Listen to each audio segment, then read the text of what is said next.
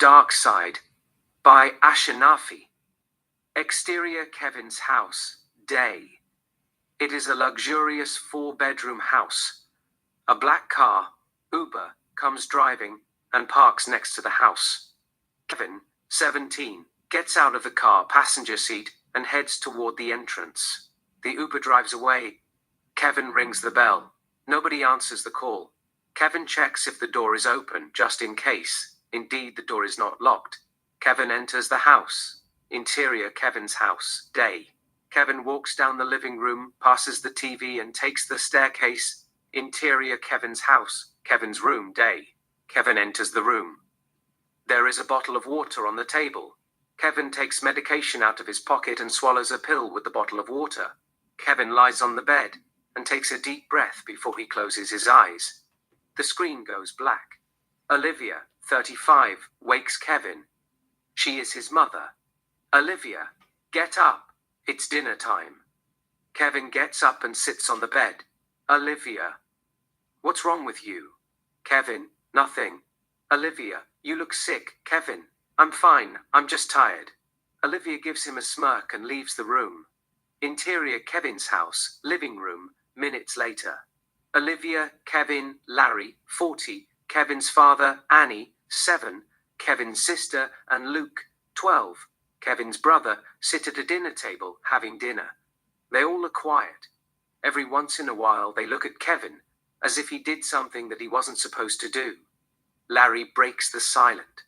Larry, to Kevin, what are you planning to do with your life? Olivia, what are you talking about? Larry, I just want to know what his dreams and aspirations are.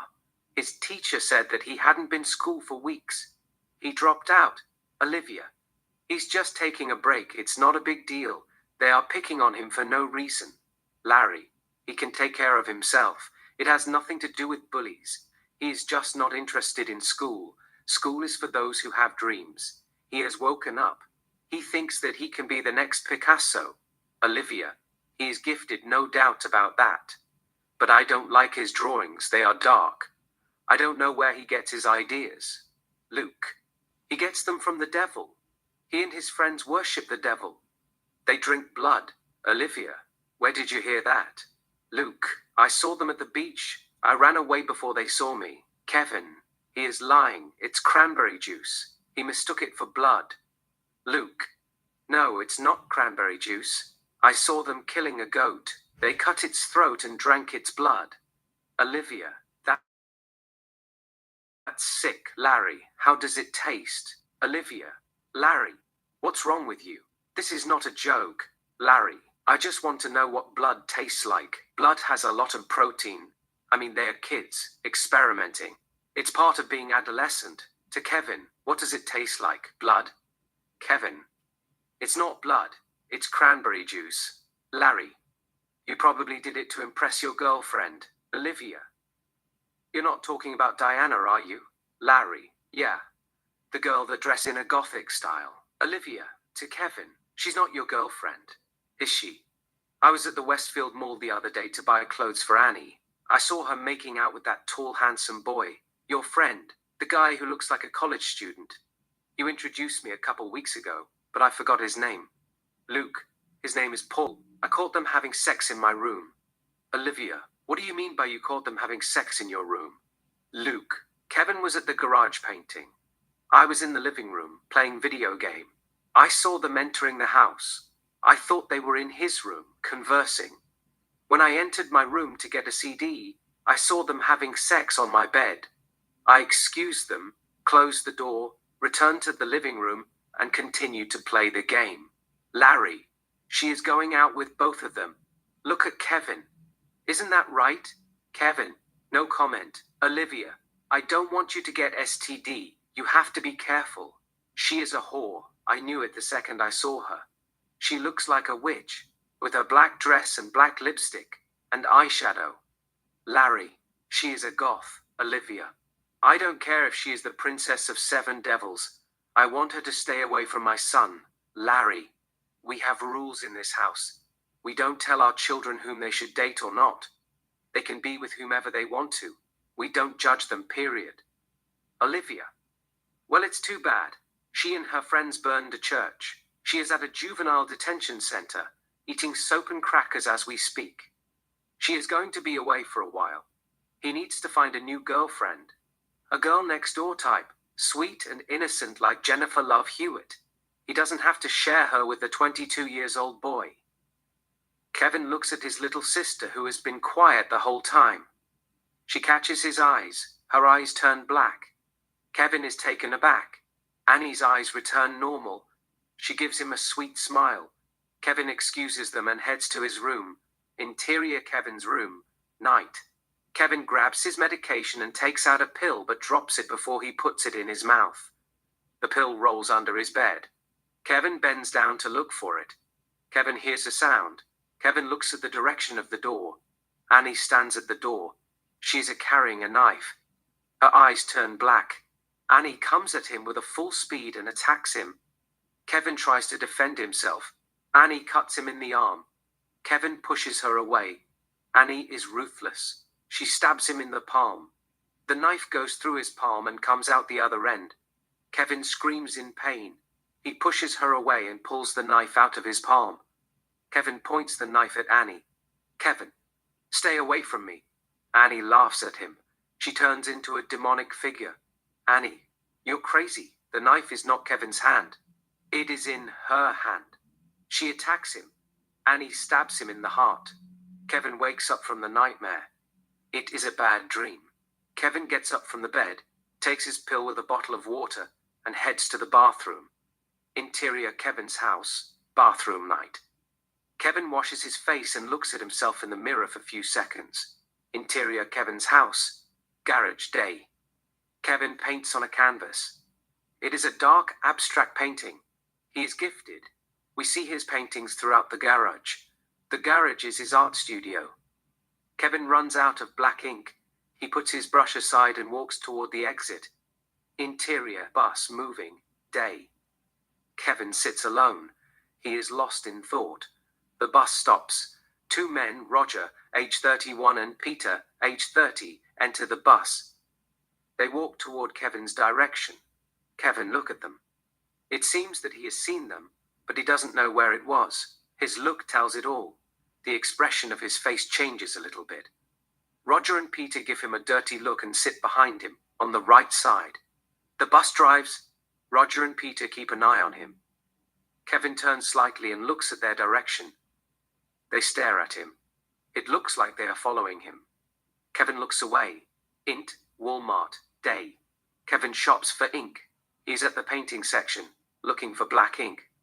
He grabs a black ink and a couple of painting brushes and puts them in his shopping basket. While he is at it, he adds a red ink and heads toward the registry. Int, Walmart, registry day.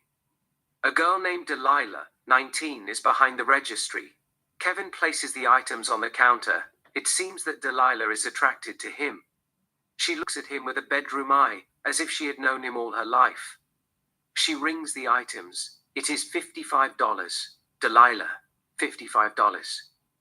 Kevin pays her in cash. Delilah puts the items in a plastic bag, gives him a wink, and places the bag in front of him. Kevin gives her a polite smile, grabs his items and walks toward the exit. Exterior Walmart, day. Kevin exits the store. Kevin turns his eyes and sees Roger and Peter standing next to a dark blue car at the parking lot. Kevin thinks that they are following him. He keeps on walking. Indeed, they are following him. They make a move. Kevin walks faster. Roger and Peter walk faster too. Kevin crosses a busy street, not minding the traffic. Cars honk at him. A car almost hits him. The car slows down and drives around him. The driver curses him. Man, get the fuck out of the road. Jerk. Kevin crosses the street. Roger and Peter are gone. They are nowhere to be seen. Kevin collects his composure and continues to walk down the sidewalk, breathing heavy. Exterior, park, later. Kevin sits on a bench, feeding pigeons. The sun is orange. It is getting late. Kevin looks at his watch, ignores the time, and continues to feed the pigeons. Delilah, who happens to be walking her dog, a beagle, sees him. Delilah. Hi. She sits next to him. Delilah, "You're the guy from the store." He says nothing. "Delilah, what are you up to?" Kevin, "Nothing, Delilah. We're having a party. Do you want to come?" Kevin, "I'd love to, but I doubt my parents will allow me to leave the house. It's late." She smiles at him. "Delilah, you're cute." She writes down the address on a piece of paper and gives it to him. Delilah gets up. "Delilah, if you have nothing to do, just drop by. You're a legend. We'd be thrilled if you could join us." Kevin, "I'll think about it." "Delilah, it'll be fun. I'm looking forward to seeing you. Bye." Kevin, "Take care, Delilah." "Come on, Duke. You need to drink water, or you will get sick." Delilah and her dog walk away. Kevin continues to feed the pigeons. Interior Kevin's house, garage night. Kevin works on a new painting. It is a dark, abstract painting. Olivia enters the garage with a bottle of wine and 2 wine glasses. She is wearing a sexy see-through nightgown. Olivia, "Hi. You don't mind if I sit and watch you paint, do you?" Olivia sits on the sofa before he says anything. Kevin seems a little bit uncomfortable. He doesn't know what his mother is doing there. Olivia pours a wine for herself and looks at the painting. "Olivia, what's that supposed to be?" Kevin, "It's an abstract painting, open to interpretation. Some see the truth, others see darkness." Olivia takes a sip. "Olivia, I see the devil having sex with a prostitute." She gets up, removes her gown and stands naked in front of him. "Olivia, I want you to do a nude portrait of me." Kevin is confused. Olivia walks up to him, gets closer. "Olivia, your father is not home. I think he is cheating on me. He is having an affair with my sister. Your aunt is fucking my husband. I smelled her perfume on his clothes." Olivia takes his hand and places it on her private part. "Olivia, I had you when I was 17. I'm still young. I want you to have sex with me." Blood comes out of her eyes, her noses, her ears, and private part. Kevin quickly pulls his hand away and stands back. Olivia laughs at him sarcastically and attacks him, scratching his neck as he defends himself. Kevin pushes her away. Olivia grabs the wine bottle, hits the table, and breaks it. The wine spills on the floor. Olivia uses the broken wine bottle as a weapon and comes after him. Kevin moves aside. He is trying to leave the garage. Olivia blocks his way. "Olivia, come on. Just put your penis inside my vagina. It's not going to bite you. You came out of this hole." Kevin walks backward. Olivia turns into a demonic figure, moves fast and attacks him. They fall on the sofa, fighting. She is on top of him, trying to stab him with the broken bottle. Kevin holds her hand. Blood continues to come out of her eyes, nose, and ears. The blood drips on his face. It seems like Olivia is getting the better of him. She is strong. She has overpowered him. Her eyes turn black. She looks scary. Blood comes out of her nose and falls in his eye. Kevin lets her hand go and tries to wipe the blood out of his eyes instinctively. Olivia stabs him in the neck. Kevin wakes up from another nightmare. It is another bad dream. He had been sleeping on the sofa at the garage, yet mysteriously there are scratch marks on his neck from the fight. Kevin turns his eyes and sees a broken wine bottle and spilled wine on the carpet. Kevin doesn't know what is going on. He puts on his jacket, pulls out Delilah's address from his pocket and looks at it. Interior, Delilah's house, night. A big house party is in progress. Most of them are goths, aged between 16 to 35. They are wearing dark outfits and black makeup. On the stereo, Smell Like Teen Spirit by Nirvana plays melodiously. Some of them are dancing. Others are making out while smoking weeds, doing drugs, mushroom, oxy, LSD, and others, and drinking various types of alcoholic beverages. On the main sofa, Delilah makes out with a boy named Leo, 23, and a girl named Abigail, 19. Kissing in threesome, she is in the middle. She looks a totally different person. She is dressed in a gothic style, with heavy black makeup. Kevin walks down the house. He seems a little bit confused. Some look at him like a king. Others give him the evil eye. They look disapprovingly at him. Maybe it is because the clothes that he is wearing. They all are dressed in a Gothic style. He is wearing regular clothes. Kevin walks up to the drink table to get fruit punch. He grabs a cup. When he pours it in his cup, the fruit punch turns into blood. Kevin drops the drink. It splashes on the floor. Kevin stands back in panic. On the stereo, Closer by 9 Inch Nails plays melodiously. Out of nowhere comes Delilah. Delilah, it's okay, don't worry about it. They will clean it. I'm glad you made it. Come on, let's dance. She takes his hand. They come to the dance floor and begin to dance. Kevin is self-conscious. He is not really dancing. He just moves his body a little bit, pretending to be dancing. It seems that he doesn't want to let her down. On the other hand, Delilah dances exotically, grooving with the song, Closer by 9 Inch Nails. It is her song.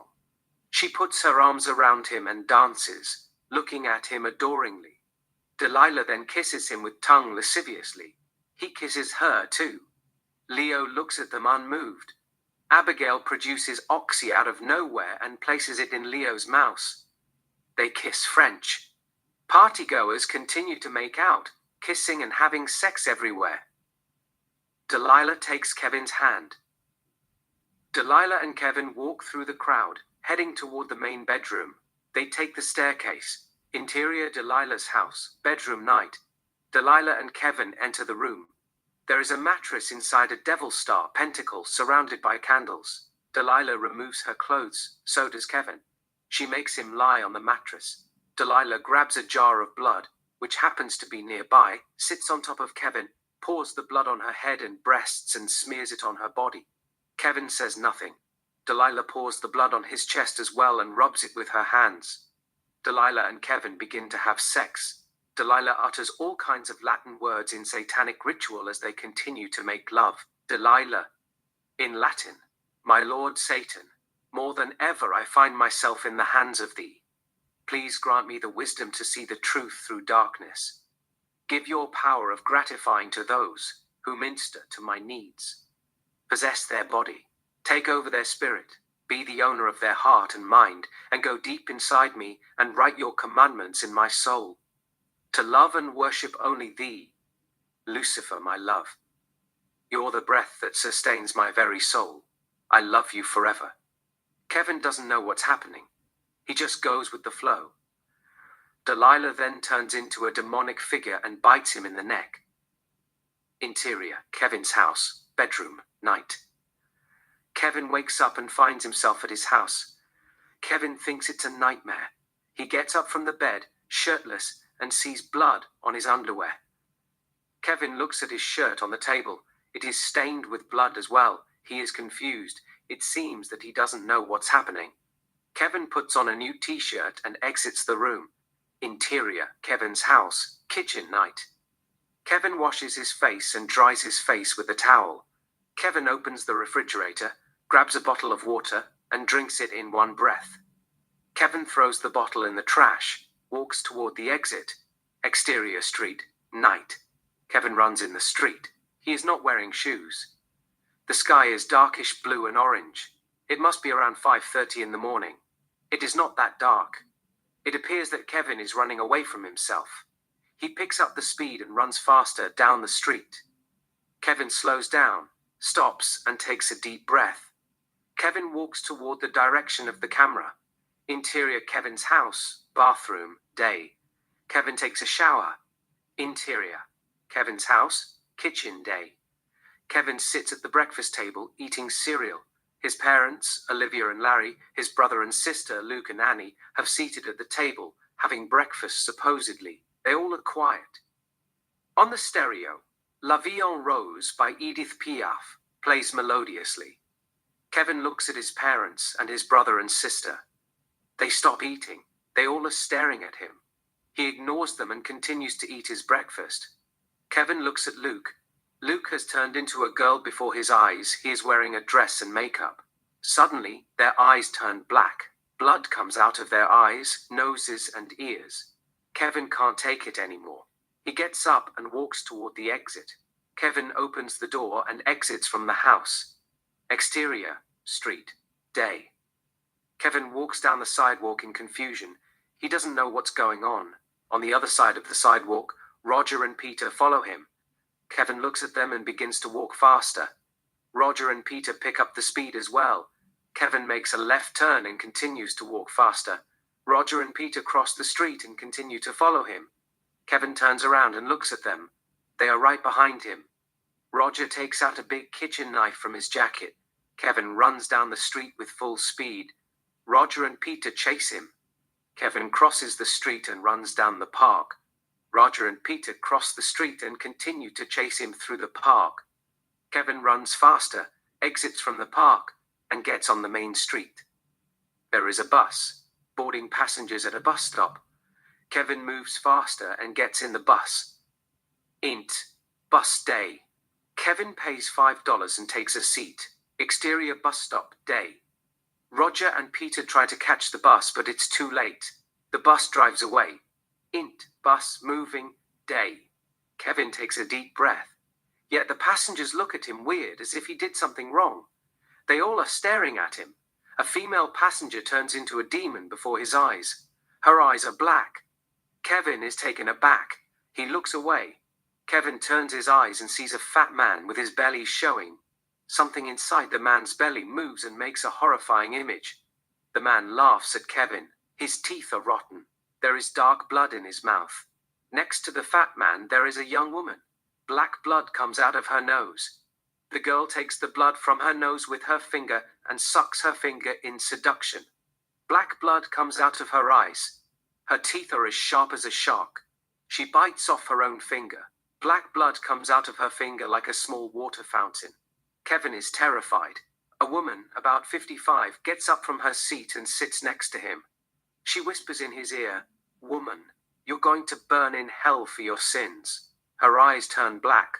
Kevin closes his eyes for about 5 seconds and opens them. Suddenly, everything looks normal. They are not staring at him. The bus stops. Exterior street, day. Kevin gets out of the bus and walks down the sidewalk. Interior museum, day. Kevin visits a museum, looking at one painting after another. They are dark paintings. Demons, fire, naked people, hell, and dark figures. It seems that he doesn't want to look at them. Some of the images in the paintings turn their eyes and look at him. Kevin doesn't know what is going on. He is confused. He looks around. Most of the visitors are goths. They are wearing black outfits and sporting black makeup. They keep looking at him. Kevin walks to the next room and sits on a bench by a water fountain. Delilah, Abigail, and Leo sit at a table, conversing. Kevin looks at Delilah and pretends that he didn't see her. Delilah notices him, excuses her friends, and walks up to him. Delilah. "What's up?" Kevin. "Nothing much." Delilah. "What are you up to?" Kevin. "Nothing." Delilah. "Are you hungry?" Kevin. "Not really." Delilah. "I'm starving. Come on, let's get something. I'm taking you out for a date." Kevin couldn't help but smile a little bit. Delilah sits on his lap and puts her around him. "Delilah, I missed you." Delilah kisses him with tongue. He kisses her too. They kiss more intimately. Interior mall, cafeteria, day. Kevin and Delilah sit at a table. She has Chinese food, orange chicken. He is not eating. In the background, we see a couple of customers enjoying their outings. Delilah. "I'd kill a man for orange chicken." Kevin says nothing. Delilah. "Nothing tastes better than orange chicken. Except jumbo shrimp. I mean, I like both jumbo shrimp and orange chicken equally. They both taste scrumptious. But jumbo shrimp is more expensive than orange chicken. Thus, when I go out on a date, I order jumbo shrimp because I am not paying. But if I am paying, I order orange chicken." Kevin. "I'll buy you jumbo shrimp if you want to. I have a lot of money." Delilah. "Thanks, but no thanks. I'm full." Kevin. "You've barely touched it." Delilah. "It's okay, I just need something sweet to fire up the synapses in my brain. I have sweet tooth." Kevin. "I see." She looks at him in the eyes. Delilah. "You know what I think? You're the devil in flesh, like how Christ is God in flesh. You're the opposite of Jesus Christ." Kevin. What makes you think that? Delilah, it's just a hunch. You're handsome. You're sexy. You fuck like a Tasmania devil. Last night you made me come 666 times. At least it felt like it. My heart almost stopped from intense orgasms. Kevin, what are you talking about?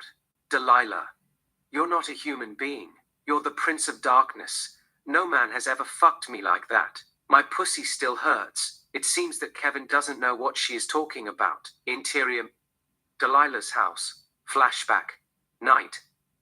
Kevin and Delilah are in the middle of having sexual intercourse inside the pentacle, surrounded by candles. She is at the bottom, and he is on top, entering her with amazing speed. Delilah lets out all kinds of sounds, moaning with pleasure and intense orgasms. Delilah, moaning. It feels so good. Kevin's eyes turn black, as if he were possessed by the devil. He increases the speed. Delilah, moaning. I'm going to die, moaning. I can't breathe. Stop it. I can't take it anymore. Moaning, screaming, and sighing with pleasure. Break-up voice. You're hurting me. Blood comes out of her nose. Delilah screams in pleasure and scratches him. Kevin comes inside of her and lies flat on her body. They are both breathing heavily. Interior. Mall. Cafeteria day. Back to Kevin and Delilah. Delilah shows him a jar necklace that has blood. It's his blood. Delilah. Your blood has a magical power. Kevin. Where did you get it? Delilah. You gave it to me. What's wrong with you? Why are you acting confused? Kevin. I don't remember anything. Delilah. You're not suffering from split personality by any chance, are you? Interior. Delilah's house. Flashback. Night. Delilah and Kevin lie on the bed naked. She is resting on his chest. It seems that she is exhausted.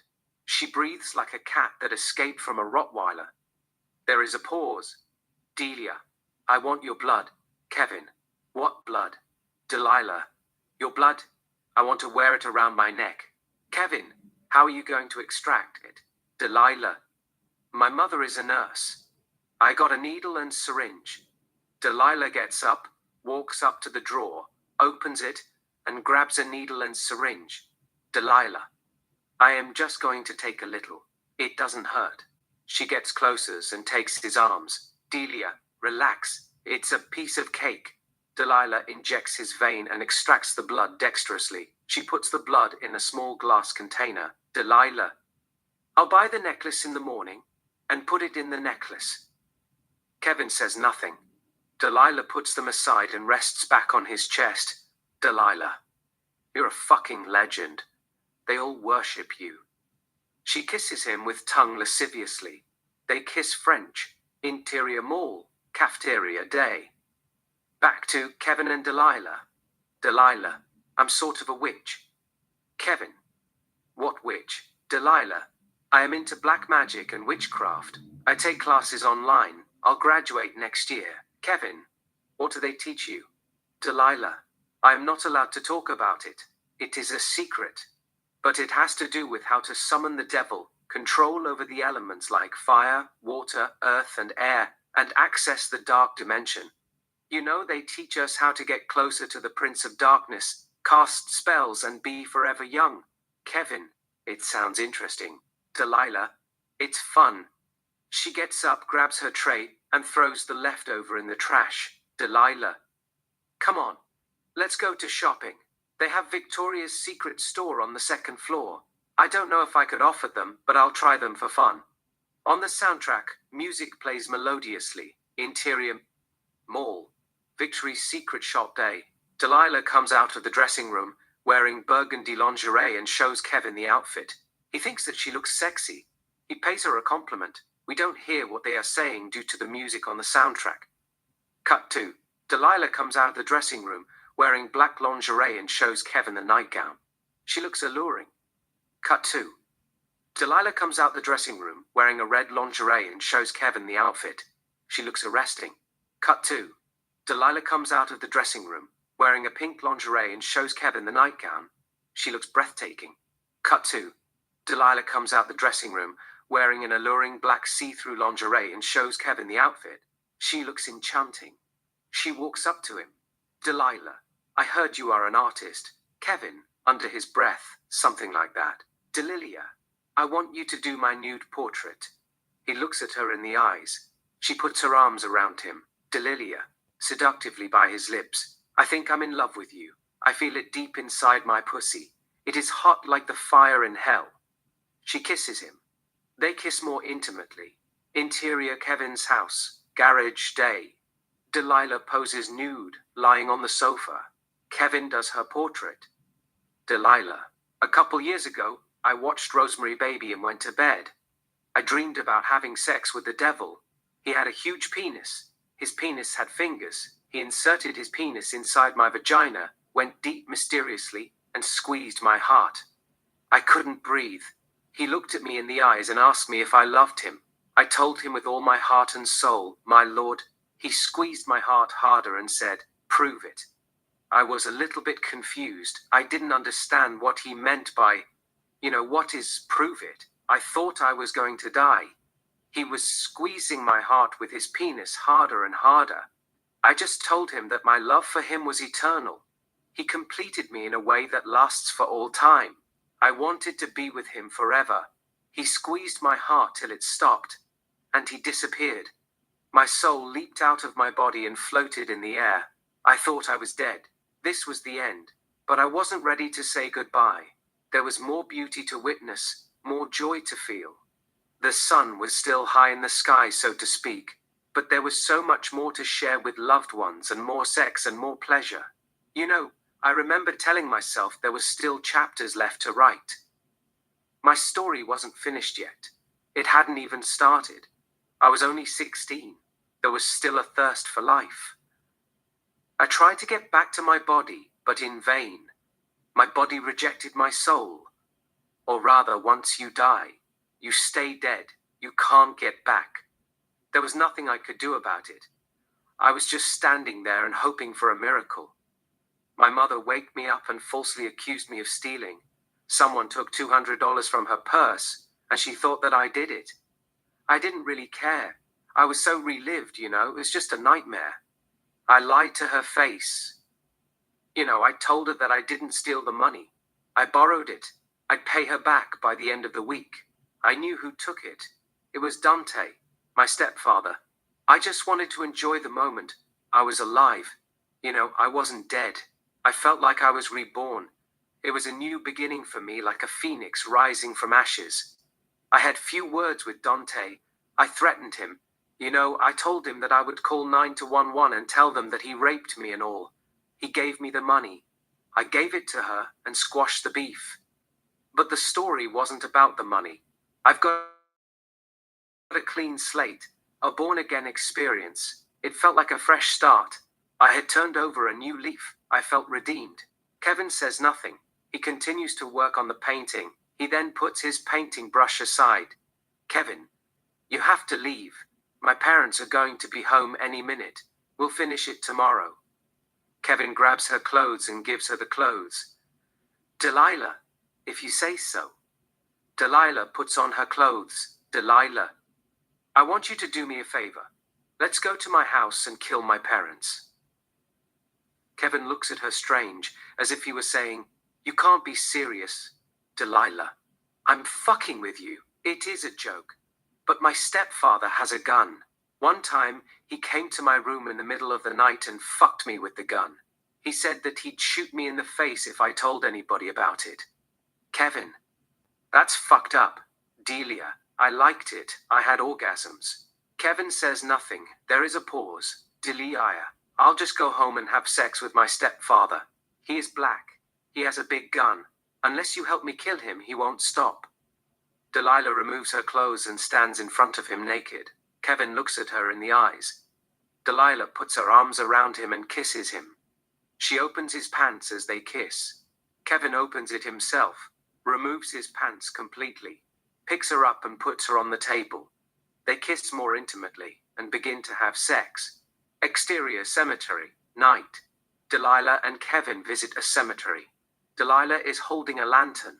She puts the lantern on a grave and plays Bring Me to Life by Evanescence on her cell phone. Delilah puts her cell phone next to the lantern and sings with Amy Lee while dancing. Delilah, This is my favorite song of all time. Delilah continues to sing while dancing. She knows the lyrics to the song. Kevin watches her in wonder. Delilah then gets closer and dances sensually around Kevin.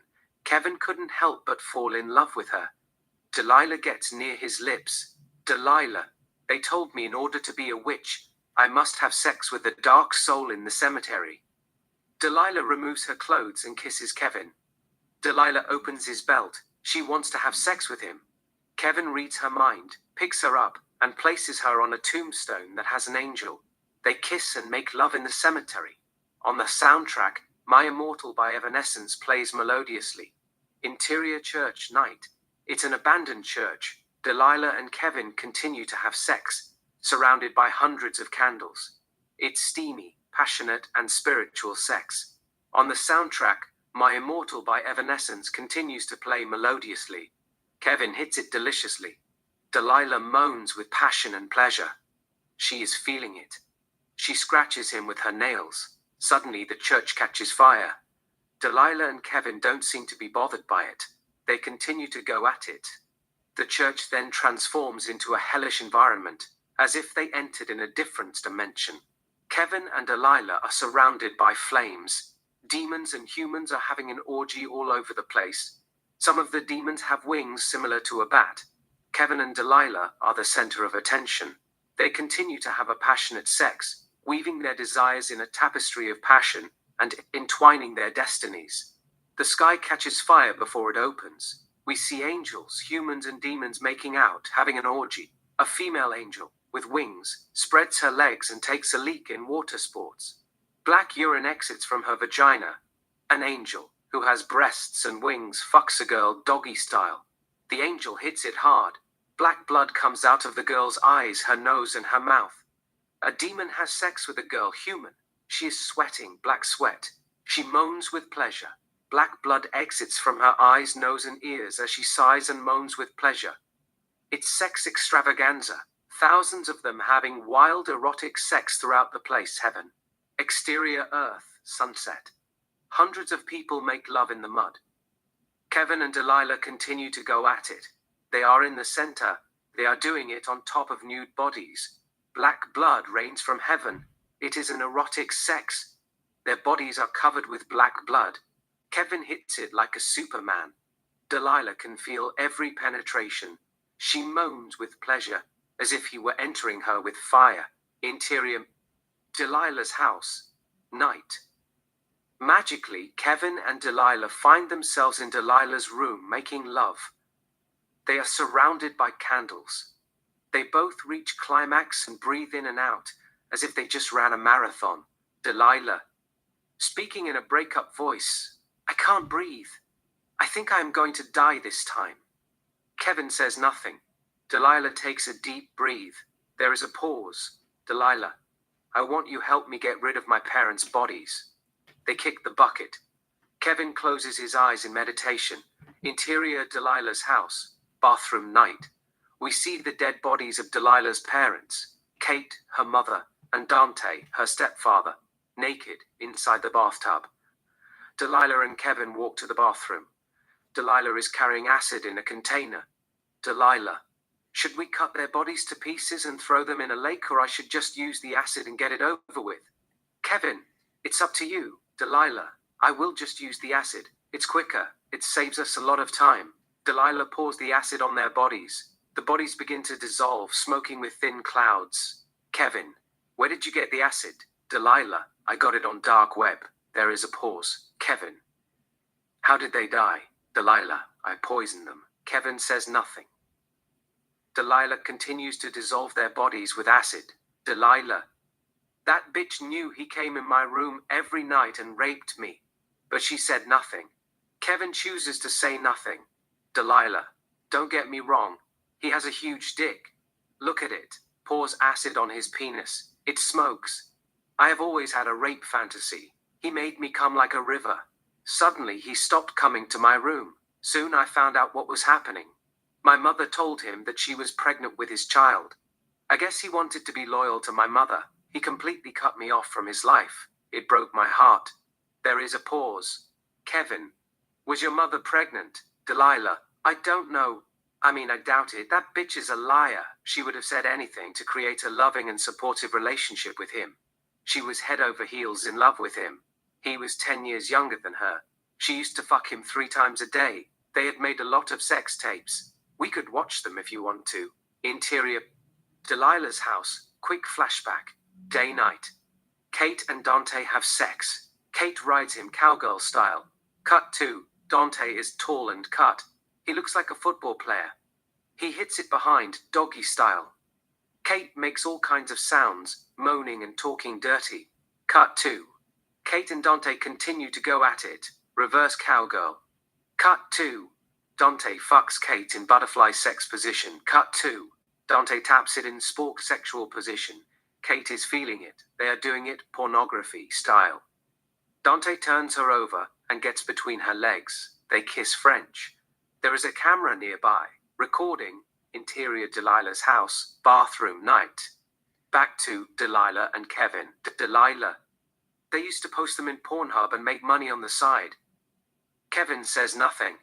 Delilah continues to dissolve their bodies. Delilah. He's a drug dealer. My mother steals OxyContin, ketamine, methamphetamine, fentanyl, and Vicodin from the hospital where she works at, and give them to him to sell it. I have already told you. He has a gold .45, automatic Colt pistol. He used to come to my room and fuck me with the gun. Interior Delilah's room, flashback, night. Delilah lies on her bed with her belly, watching Dante fucking her mother, Pornhub on her laptop. She has on a black football jersey number 22 Baltimore Ravens, but she is not wearing underwear. Delilah touches herself in masturbation. The door is wide open. Dante enters the room without a single drop of clothes. He is carrying a gold, automatic Colt pistol. Delilah turns her face slightly and looks at him with bedroom eyes. Dante gets closer, points the gun on top of her head, and collects her jersey and kisses her butt before he bites her buttocks softly. Delilah licks her lips seductively, closes her laptop and puts it aside. Dante pulls her hair, makes her kneel on the bed, and looks at her in the eyes. Dante caresses her face with the gun. He caresses her lips. Dante, open your fucking mouth. Delilah opens her mouth. Dante places his saliva in her mouth and kisses her with tongue. They kiss French. Dante puts the gun in her mouth. Dante. Suck it, bitch. Dante makes her suck it. Delilah sucks it alluringly. Delilah tries to touch his private part, but Dante pushes her hand aside. Dante pulls the gun out of her mouth, pushes her and makes her lie on her back. Delilah moves a little bit and lies in the center comfortably, with her head resting on the pillow. Dante sits next to her and looks at her in the eyes, as though he wanted to know if she was into this. Delilah opens her legs seductively. Dante inserts the gun in her vagina and begins to fuck her with the gun. Delilah sighs in pleasure. Dante kisses her as he continues to penetrate her with the gun. Delilah kisses him as well. They kiss more lasciviously. Interior Delilah's house, flashback, main bedroom night. Kate lies on the bed semi-conscious, with open eyes. She is nude. There is a glass of whiskey on the table. It seems that she is drugged. She looks high but lost. Interior Delilah's house, flashback, Delilah's room, minutes later. Dante fucks Delilah hard, doggy style. The bed is shaking. The gun is on the bed. It bounces up and down. Delilah moans with pleasure. Dante then spits on her butthole, off camera, and sodomizes her. Delilah seems to be in pain. Yet, she bites her lips and plays it cool. Delilah, is that all you got, faggot?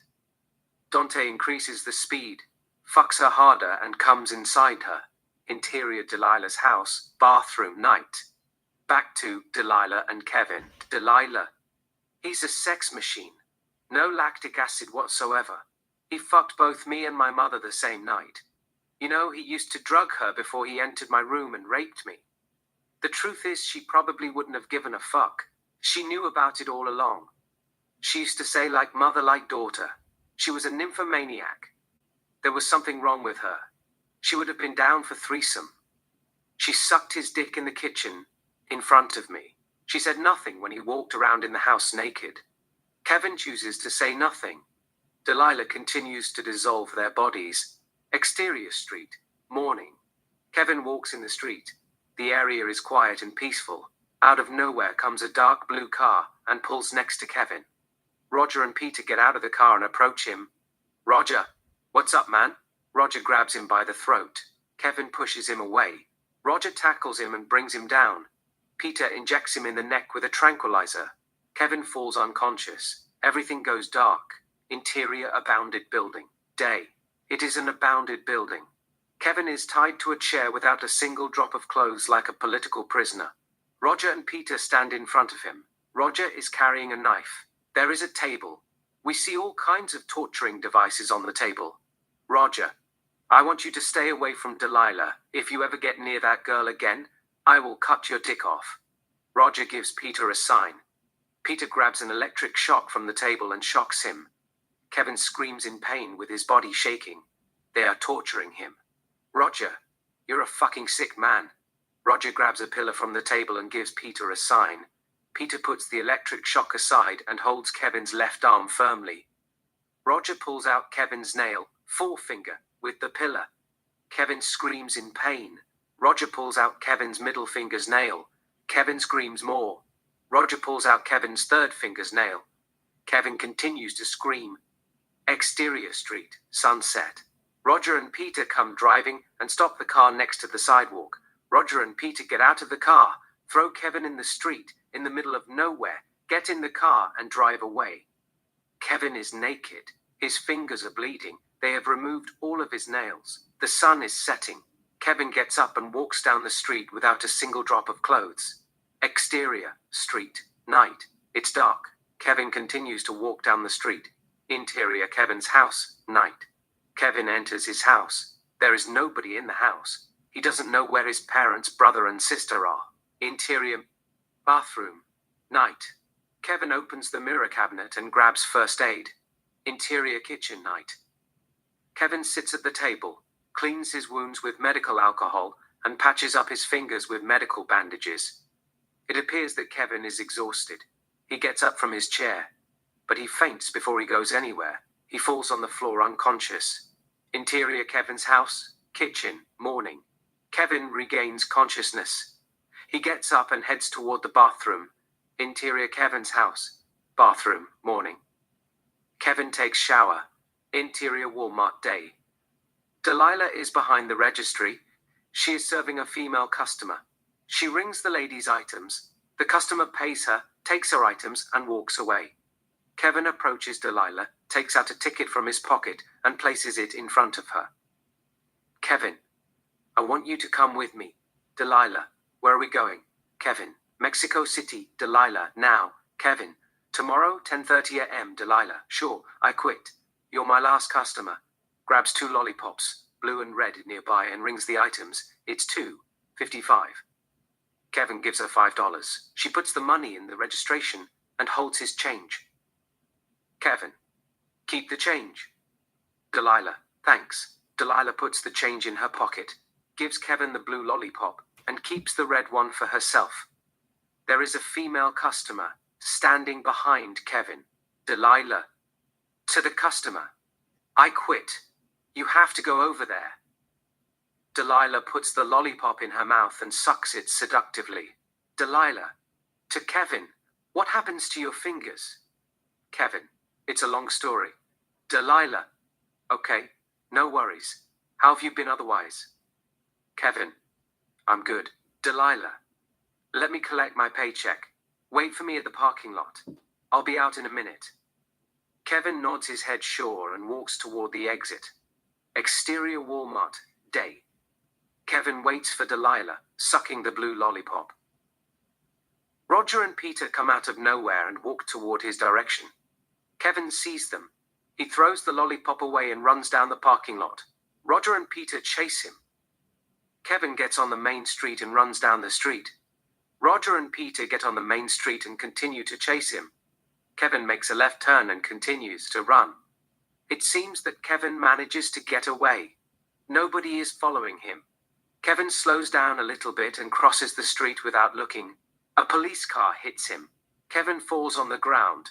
Officer Terry, who is behind the wheel, and Officer Lana get out of the police car to see if Kevin is okay.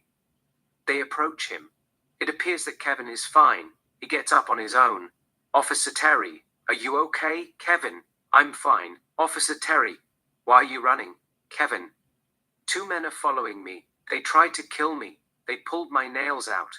Kevin shows them his fingers, which he patched with medical bandages. Officer Lana, where are they? Kevin, I don't know where they are. They were chasing me. Officer Terry, do you know them? Kevin, no, I don't. Officer Lana, you can still file a police report as a form of harassment or stalking. Officer Terry, come with us. Kevin, I'll do it some other time. I have to be somewhere. Kevin tries to walk, but he has injured his knee. He can't walk properly. Plus, his left arm is bleeding. The skin is peeled off. There is a cut on his left upper eye as well. We see blood on his face. It looks like he needs a medical attention. Officer Lana, you can't leave yet. We have to write a report. Officer Terry, just following protocol. You're bleeding. You might need few stitches here and there. We'll drop you at the emergency room. They will fix you. Officer Lana, can I see your ID? Kevin, I don't have it with me. I left it home. Officer Terry, it's okay. Just come with us. You might have internal bleeding in the brain. You hit your head hard. A lot of people say that they are fine. Then they go home and die in their sleep. Better safe than sorry. Officer Terry and Officer Lana place Kevin in the police car and drive away. Interior police station day. Kevin sits in a chair. There is a bandage around his head. Officer Lana writes a report. Officer Lana, name, Kevin, Kevin Smith. Officer Lana, how old are you? Kevin, I'm 17. Officer Lana, stop wasting my time. Tell me your date of birth. Kevin, October 7th, 1984. That is 17. Officer Lana, I know what you mean. Writes 41. Time flies like a bitch. Sometimes I feel like a teenager myself. I want to go to a club, get drunk and dance till the break of dawn. But being 17 and feeling like 17 are two different things. If it helps, there is a quote in the Bible. When I was a child, I talked like a child. I thought like a child. I reasoned like a child. When I become a man, I set aside childish ways. Kevin holds his head in pain. Officer Lana, are you okay? Kevin, I'm fine. It's just headache. My head hurts inside. It feels like my brain is on fire. Officer Lana, do you need aspirin? Kevin, I have already taken Tylenol. It's just that there are a lot of things in my mind. Why did you write 41? What year is it? Officer Lana, you're joking. Kevin, I'm serious. Officer Lana, 2025. Kevin is confused. He looks at the TV. They are showing the World Series between LA Dodgers and Toronto Blue Jays. The announcer in the television says, "Welcome to the 2025 World Series between the LA Dodgers and Toronto Blue Jays." It seems like Kevin is having a nervous breakdown. He gets up from the chair and holds his head with both hands in pain. Officer Terry approaches Lana with Kevin's file and shows her the file. Lana looks at the file in disbelief, as if she was looking at a death certificate. In the file, we see the mugshot of Kevin, 2002.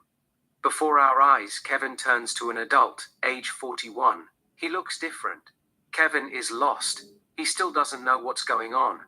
He looks at the calendar on the wall. It says November 10th, 2025. Kevin gets up from the chair, walks up to the mirror nearby, and looks at his image. He is an adult. Everything spins around him. Kevin holds his head in major pain before he faints. Lana gets up and checks his pulse to see if he is still alive. Interior Hospital, room 505 day. Kevin rests on the hospital bed. Dr. Emily walks in with Kevin's MRI. She looks at the MRI to make sure that she gets it right. Dr. Emily, there is no major damage in the brain. You have a fractured skull. It should heal in 6 to 8 weeks. You're free to go home. Interior Kevin's house, day. Kevin enters the house. His family has sit at the dinner table. He removes the bandage from his head, throws it away and joins them. It seems that he remembers what happened in the past. The camera zooms in his eyes. Fade to black. Title card 2002. Fade in. Exterior cemetery day. Kevin 17 and his friends Paul 22, Diana 20, Ted 19, Charlie 20, Rachel 18, Amber 19. Sit at a cemetery, smoking weeds, doing drugs and drinking black alcoholic beverage. They all are dressed in a gothic style. Ted is filming them with a small handheld camera. Paul is the leader. He is the oldest. Kevin is the youngest. Rachel: I want to use my witch power for something positive. I want to stop people from destroying nature. Charlie: How are you going to do that? Rachel: I'll cast a spell on them. Anybody cuts a tree, when they wake up in the morning, they find themselves without a leg. Charlie: Spells don't work like that. Their legs don't disappear magically. Someone has to do it. For example, if someone cuts a tree, when he sleeps at night, his wife would get up in the middle of the night, grab an axe and cut her husband's leg. That's how a spell works. Rachel: I don't care how they work. If they touch a tree, they die too. Kevin is attracted to Diana. He keeps checking her out. Diana is with Paul smoking weed. She catches his eyes, takes a drag from her weed and breathes the smoke in Paul's mouth, shotgun, before she kisses him. It seems that she is trying to make Kevin jealous. Kevin looks away. Amber gets up and gives him a drink. Kevin: What's it? Amber: It's called Black Death. A cocktail, red wine mixed with blackberry, vodka, pomegranate, and coffee and GHB. GHB is a date rape drug. It knocks you out like a bitch. We just put a little bit to kill the conscious mind and connect with the spiritual world. Charlie: You can see dead people walking among the living. Amber: No, he is joking. It just makes you high, less inhibited, and more sensual. But if you drink too much, you get drowsy, dizzy, and confused. Charlie: It has side effect. Memory loss and amnesia. You don't remember what happened, so don't drink too much. Kevin: Why did they call it Black Death? Amber: This is not really Black Death. It is more like Kiss of Death. I mean, in the case of Black Death, you mix it with Rohypnol instead of GHB. It's a date rape drug as well, but more powerful than GHB. It lasts for 8 to 12 hours. Rohypnol can lead to death if mixed with alcohol. Charlie: Usually you become unconscious like a dead person. Everything goes black, thus Black Death. Amber: This only makes you horny. It is not as strong as Black Death. Kevin takes a sip, turns his eyes and looks at Diana and Paul making out. His vision is blurry. Diana removes her underwear. Paul lowers his pants. They have sex on a tombstone in front of everybody. Ted films them. Diana looks at Kevin in seduction. Kevin looks away and pretends that he is not bothered by it. Diana and Paul continue to go at it. Paul reaches climax, squeezes her butt, and comes inside of her. Diana gives Kevin a wink. She gives Ted, who continues to film them, a middle finger. Interior Kevin's house, garage night. Kevin is in the middle of painting. It is a dark, abstract art. Annie, his sister, enters the garage. Annie: It's dinner time. I'm told to get you. She grabs his hand. Annie: Come on. Kevin: I will be there in a second. Let me wash my hands. Go wait for me inside the house. Annie: No, I'll wait here. We will go together. Kevin washes his hands with the soap and dries his hand with a towel. Kevin: Okay, let's go. They walk toward the direction of the camera. Interior Kevin's house, living room night. Kevin and his family have dinner. Everything looks normal. This is not a nightmare. Larry looks at Annie. Larry: What do you want to be when you grow up? Annie: I want to be a singer like Britney Spears. Olivia: She is a good dancer, but she can't sing. Christina Aguilera is better than her. Larry: Who cares? If she likes her, she likes her. You should encourage her dream instead of schooling her who can sing and who can't sing. Olivia: I didn't school her who can sing and who can't sing. I only told her Christina Aguilera is a better singer than Britney Spears. Larry: She doesn't need to know that. She is only 8. She likes Britney. You only tell her, if she puts her mind to it, she can accomplish anything. End of the story. Olivia: Okay, I'll tell her that next time. Larry, you can tell her now. She is all ears. To Annie, tell her you are all ears. Annie, I am all ears. Olivia, if you put your mind to it, you can accomplish anything. Looks at Larry. Are you happy? Larry, yes, I am happy. Looks at his daughter. You're going to be bigger than Britney Spears. Olivia looks at Luke. Olivia. At least, Luke is choosing the same professional path as his mother, becoming a fashion designer. Larry, no. Luke is going to continue his father's legacy in the field of architecture. Looks at Luke. You're going to be an architect, isn't that right? Luke says nothing. Olivia, leave him alone. He's already designed clothes. You were supposed to encourage him to make his own choices, instead of telling him to follow your footsteps. Larry. Okay, you got me there. We are even. However, you are the one who said first that Luke would choose the same professional path as you and become a fashion designer. Olivia. It's because he had already designed clothes at the age of 10. He is going to be bigger than Valentino. Larry, if you say so, I am proud of him. Olivia, to Kevin. What about you? What are your goals? You are not going to college, are you? Kevin, maybe art school. Nicole, have you applied to any art school? You have a gift. They will offer you a scholarship. Kevin, I'll take it one day at a time, but right now, I just want to be left alone. I don't want to talk about it. Larry, just don't cut your ear like Van Gogh. As long as you don't go crazy, you'll be fine. Van Gogh's paintings are worth millions of dollars. Olivia. Van Gogh only sold 2 paintings in his lifetime. He died poor. Larry. It's a different era. Back then, they didn't know anything about art. If you showed them Mona Lisa, they would tell you she is ugly like the back end of the carriage. Olivia. Mona Lisa is not that attractive, is she? I mean, she is okay. Cindy Crawford is way more beautiful than her. Larry. I couldn't agree more. It's easy to brainwash people. Joseph Goebbels said if you tell a lie long enough, it becomes the truth. I don't know anything about art, but Mona Lisa is one of the biggest lies in the history of art.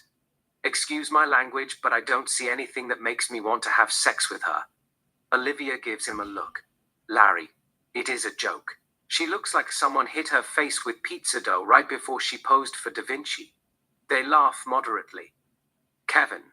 I think you have to see it in person to appreciate it. You can't judge a painting though television and books. I am just saying.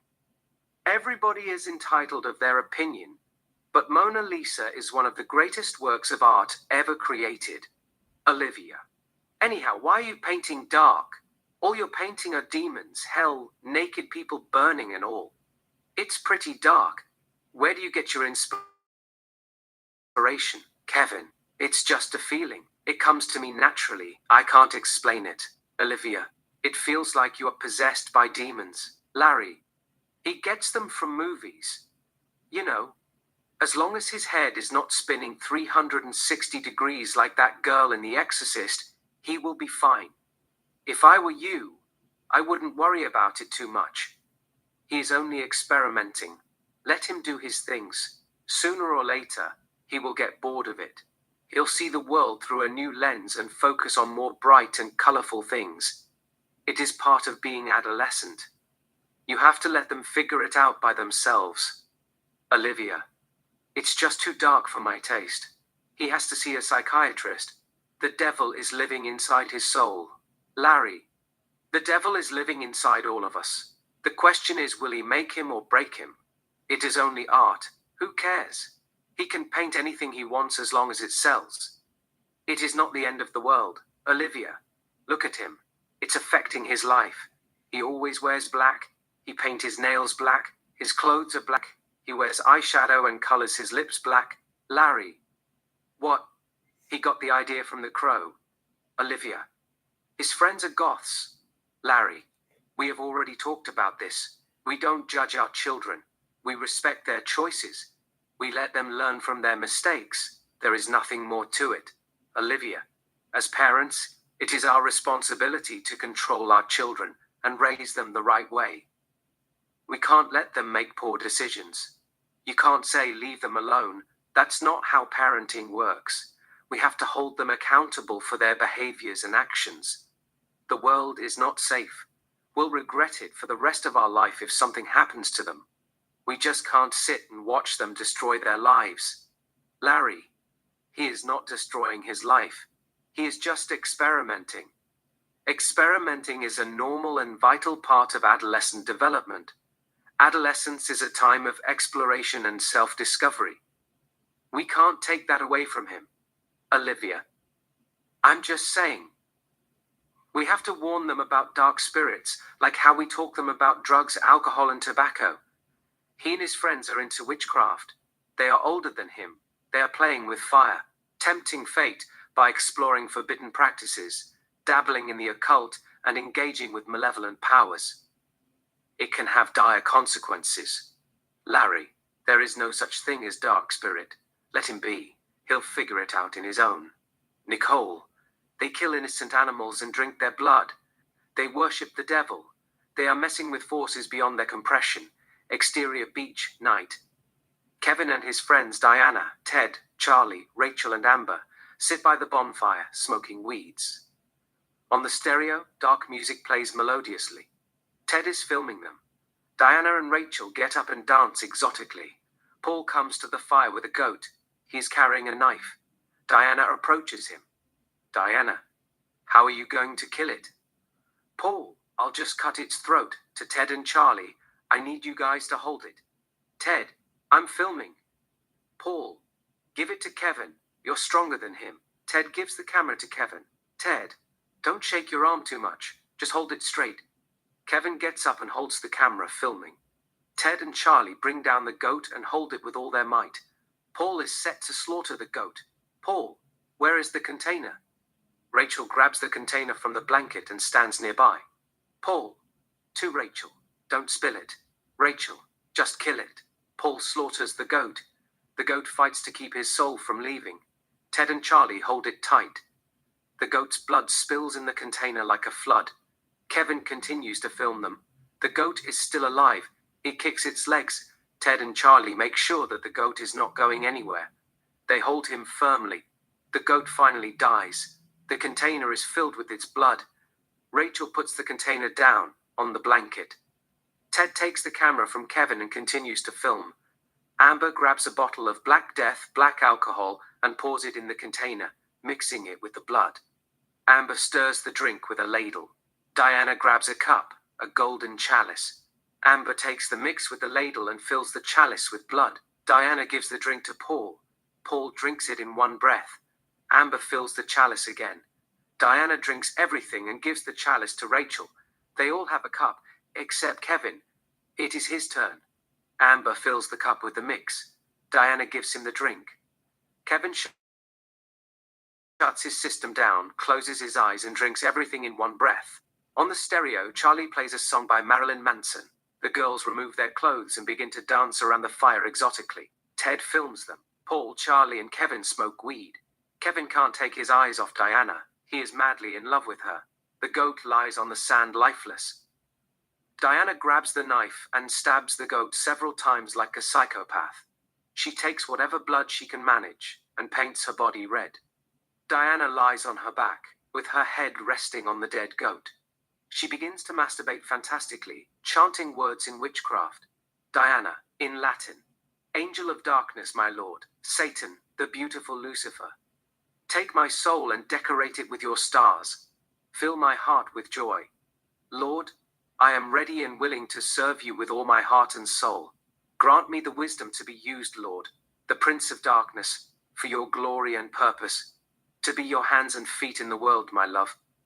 Amber and Rachel approach her, touch her body sensually, and begin to make out with her. Amber kisses her with tongue, so does Diana. They kiss French. Rachel fingers her. Ted continues to film them. Paul, Charlie, and Kevin watch them while smoking weed. Paul passes the weed to Charlie, gets up, removes all of his clothes, and approaches Diana. Amber and Rachel move aside. Diana spreads her legs in seduction. Paul gets between her legs. They kiss French. Paul enters her as they begin to have sex.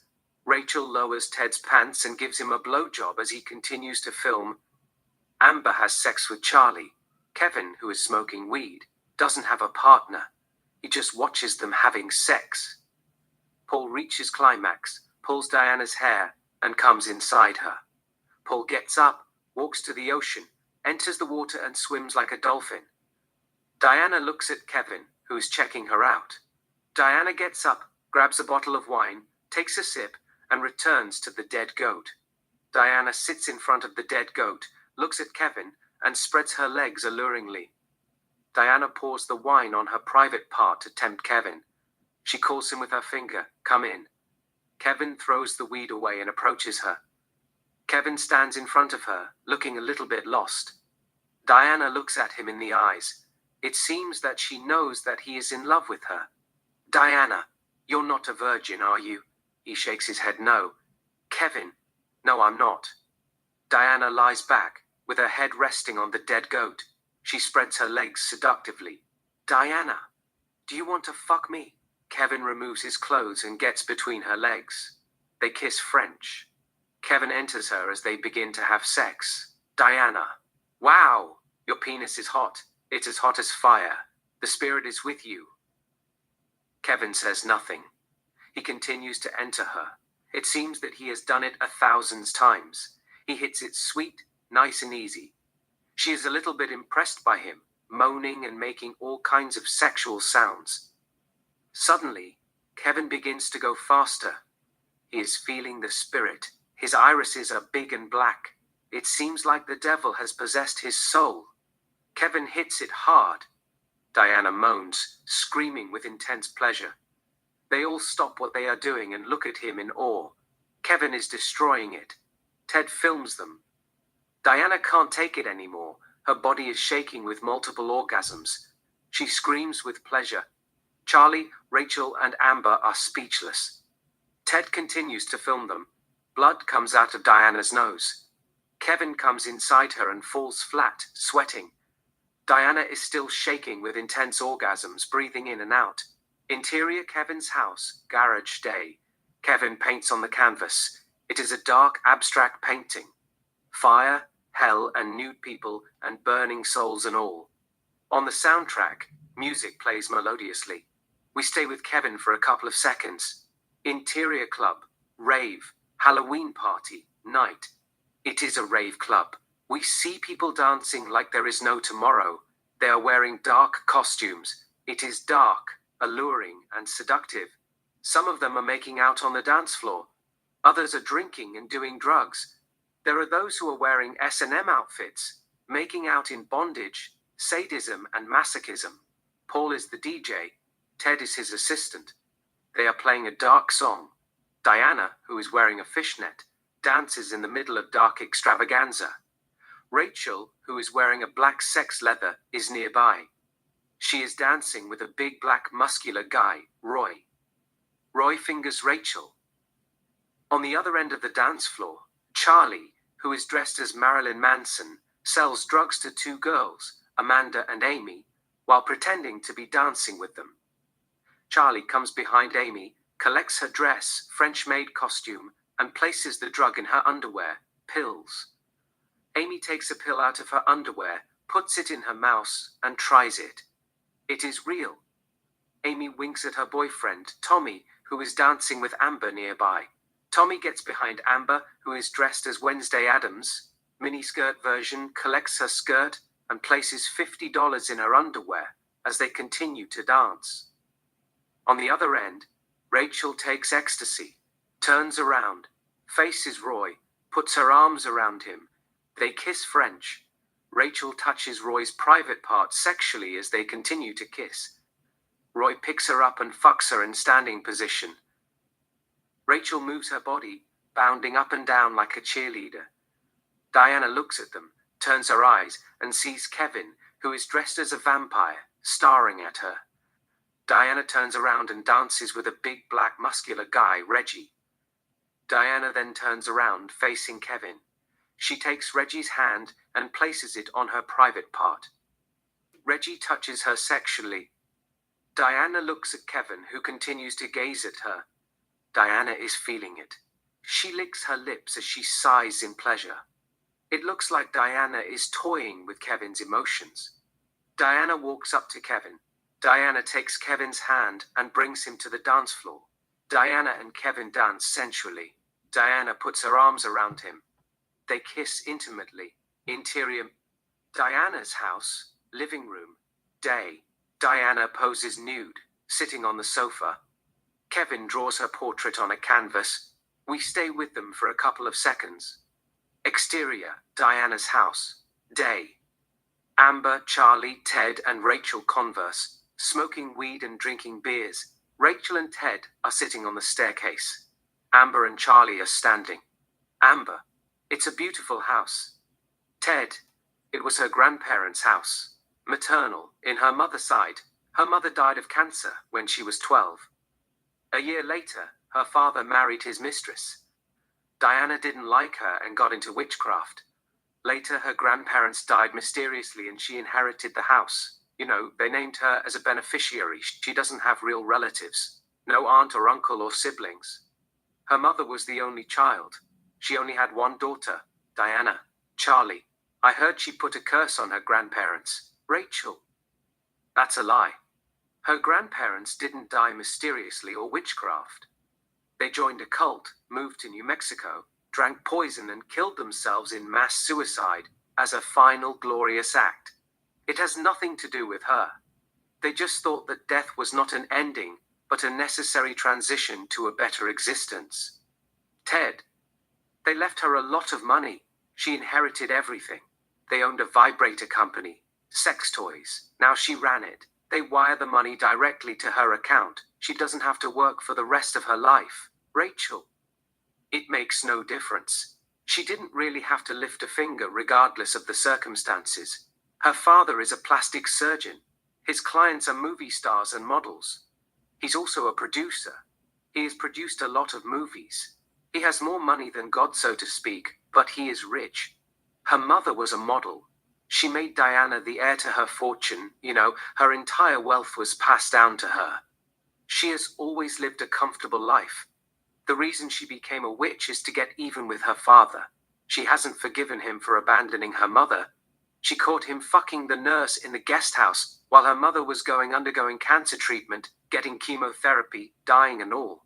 Later, her mother died and her father married the nurse, Charlie. Her father is Illuminati. They sacrifice a virgin, drink their blood, and hold a sexual ritual. Interior mansion, main room, mate.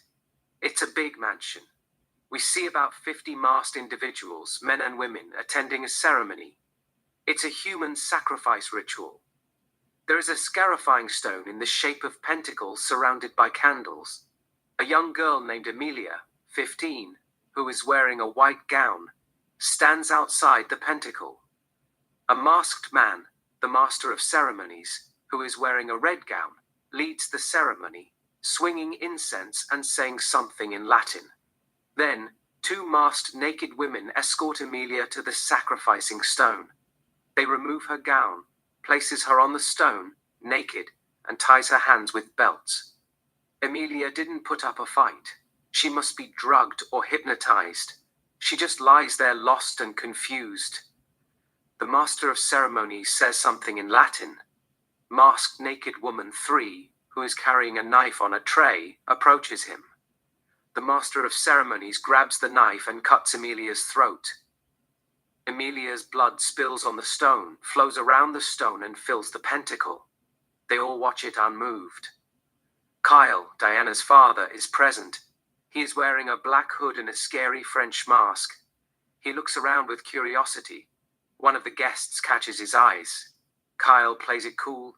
He nods at him politely and turns his attention back to the ceremony. Interior mansion, night. We see masked men and masked women having sex everywhere. A masked orgy. Charlie. Voiceover. One time Diana's father brought a small camera with him, a hidden camera, and filmed them secretly. A masked orgy. Kyle walks around the palace, one room after another, recording the orgy with a hidden camera. Exterior Diana's house, day. Back to Charlie. He continues to tell them the story. Charlie. He showed the tape to one of his friends. Diana's father didn't know that his friend had attempted to join the secret society, but he got rejected. He told them about the tape so he could get accepted, become a member. They had few words with Diana's father. The head of Illuminati and the master of the ceremonies threatened to bury him alive unless he destroyed the tape. They just wanted to make sure that he didn't make a copy. If he made copies, they wanted him to get rid of them as soon as possible. Not only that, there was a punishment for breaking the rule: no recording. He told them that he meant no harm. He just wanted to watch it with his close friends. He didn't make a copy. They didn't care. They gave him a choice. He was told to choose his own punishment for the crime, to lose his penis and testicles or let Diana redeem him. He gave them Diana. Interior mansion, main room and night. It's an orgy ritual. Instead of a scarifying stone, we see a bathtub inside the pentacle. It's filled with flowers and surrounded by candles. Diana, who is wearing a yellow gown, stands outside the pentacle. The leader, the man in a red gown, leads the ceremony, swinging incense and saying something in Latin and all. The same 50 masked individuals, men and women, attend the ceremony. 2 masked naked women escorted Diana to the tub inside the pentacle. They remove her gown. Diana stands naked. The leader says something in Latin and gives them a sign. Masked naked woman 1 tells Diana to get in the tub. Diana gets in the tub and sits in the water. Masked naked woman 3 cleans Diana's body with a sponge. Masked naked woman 4 comes to the circle with a chair. She puts down the chair and stands outside the pentacle. Masked naked woman 5 joins the party with a bottle of red wine and a sponge. She tells Diana to step out of the water and sits on the chair. Diana steps out of the water and sits on the chair. Masked naked woman 5th washes Diana's private part with wine. They all looked at her dry-eyed. Charlie, voiceover. She was 14. They all fucked her, one by one, and dropped her at her father's house. She couldn't walk for a week. Interior, Diana's father house, Diana's room, day. Diana sits on her bed without underwear. She is holding a bag of ice on her private part. Her eyes are filled with tears. Charlie. Voice over. Originally, they were going to sacrifice her and drink her blood and all.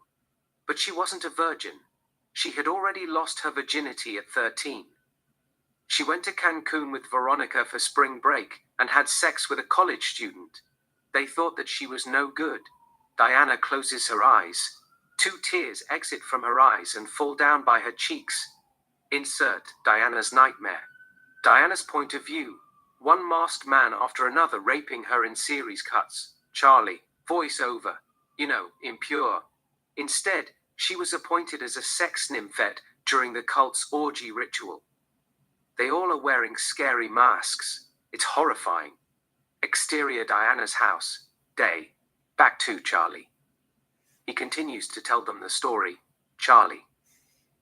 After that, she stopped talking to her father. That's why he lets her do whatever she wants. He felt guilty about it. Amber. She hates both her father and stepmother. She had a baby brother? Half-brother? 6-month-old? She's planning to sacrifice him to the devil. Rachel. She's a powerful witch. What doesn't kill you makes you strong. Don't underestimate her. She can control people's mind. Interior Diana's house. Night. Diana, Kevin, Rachel, Paul, Amber, Charlie, and Ted sit on the floor, around a pentacle, surrounded by candles, performing a ritual and practicing the occult. They all are nude. There is a white rabbit in the middle of the pentacle. The rabbit is not dead, it is alive, but he can't move. They must have broken his legs or did something to it. It has rested on the floor peacefully. Diana, dear Lord, the King of Darkness, Satan, my true love, I pray that you bestow upon me spiritual and emotional wisdom, through the power of fire, water, air and earth, to love you and worship you forever and ever. Angel of fire, warm me, inflame me with your love. My guardian dear, Lucifer, Lord of night stars, come into my heart, govern my emotions, take charge of my spirit, possess my soul, and be a part of me. Grant me the power of water to accept what I can't change, the power of fire for energy and courage to change the things that I can, the power of air for the ability to know the difference. Grant me the power of earth for the strength to know and walk my path. Blessed be. There is a pause. Diana closes her eyes and prays in her head silently. It seems that Diana has cast a love spell on Kevin. He can't take his eyes off her. He is infatuated with her. Meanwhile, it appears that Paul doesn't really care. He is just having fun. He is a bit rebel. He drinks whiskey from a bottle. Diana opens her eyes, grabs a knife, gets up, and enters the pentacle. Diana stabs the rabbit in the neck and kills it. Its blood spills on the floor, inside the pentacle. She puts the knife aside, grabs the rabbit, and drinks his blood like a vampire. Diana lies on her back and rubs the dead rabbit on her private part in sexuality. Rachel crawls toward Diana and kisses her, so does Amber. She enters the pentacle, rubs her breasts, and sucks her nipple. Diana looks at Paul. She winks at him. Suddenly, his behavior changes. He gets up with the whiskey and walks up to her. Diana spreads her legs seductively. It seems that she controls his mind. Paul empties the whiskey on her private part, throws the bottle away, gets between her legs and begins to eat her out. Diana looks at Ted and Charlie. They crawl with their knees approaching her. They touch her sexually, kissing her breast, licking her skin, etc. It looks like they're having orgy, but they all are trying to please Diana. She is the star. She is the center of the attention. Kevin is a little bit confused, but he watches everything with curiosity and a little bit voyeurism. Diana has left Kevin out of it in purpose. She wants him to watch for some reason. It seems like she is putting the show just for him. The gang continues to make love to her. Diana touches Charlie on the shoulder. Charlie stops what he is doing, crawls behind Diana. Diana leans forward. Charlie lies on his stomach, resting his head on his arms.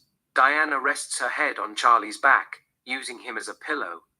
Rachel produces ecstasy out of nowhere and places it in Diana's mouth. They kiss French. Diana touches Ted on the shoulder. Ted gets up, grabs his camera from the floor, and begins to film them. Diana and Rachel kiss more intimately. Amber continues to make out with Diana, touching her and all. Paul continues to eat Diana out. Kevin continues to watch. Then, suddenly, Rachel, Paul, and Amber turn into ravens, 10 of them, and fly away. So does Ted. He turns into ravens, 3 of them. The camera falls on the ground and the ravens fly away. They disappear through the thin air. Diana leans forward. Charlie turns into ravens, 4 of them. The ravens fly away and disappear through the thin air. Diana gets up and approaches Kevin. Diana gives him her hand. Kevin takes her hand and stands up. Diana brings Kevin to the circle, inside the pentacle. Diana and Kevin kiss. Diana touches her temple, controlling his mind. Kevin goes down on his knees and kisses Diana's private part. Diana pushes his chest with her leg and makes him lie on his back. Diana gets on top of Kevin and rides him cowgirl style deliciously as they begin to have sex. Diana, moaning, "My Lord, Satan, my love, bless me with a deeper desire to serve you. I want to please you with every fiber of my being. Lucifer, the beautiful one, my savior. I want your will to be done in my life, not mine. Show me the way that leads to your finest, salvation and eternal glory, so I can serve and love you with all my heart and soul." Diana increases the speed and begins to sigh and moan with pleasure.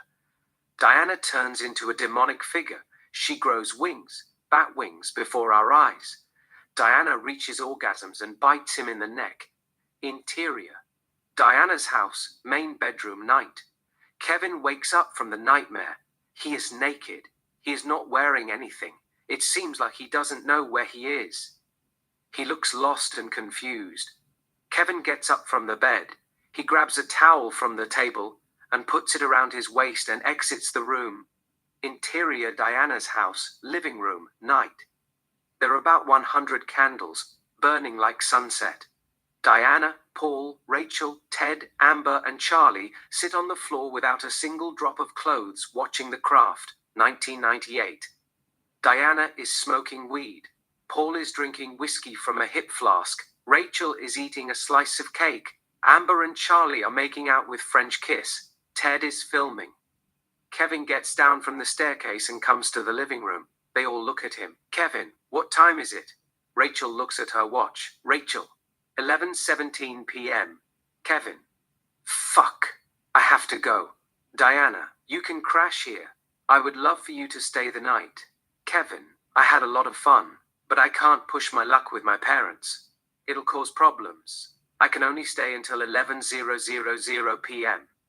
Rachel, she can put a spell on them and make them disappear if you want to. Kevin looks at her weird. Rachel, I'm kidding, but she is a powerful witch. She can make them sick if they ground you or say anything to you. Paul, how old are you? Kevin, 17. Paul, you're a grown man. 17 is not a child. You can be out late till dawn. Your parents have no right to tell you anything, Kevin. I know that. It's just that I don't want to get in their bad side. Amber, they give him $300 a week to buy painting supplies, snacks, clothes and all. He has to keep his folks happy. Rachel, fuck them. Diana has money too. She can buy him anything he wants. Diana, come. Sit with me and watch the movie. It's a good movie.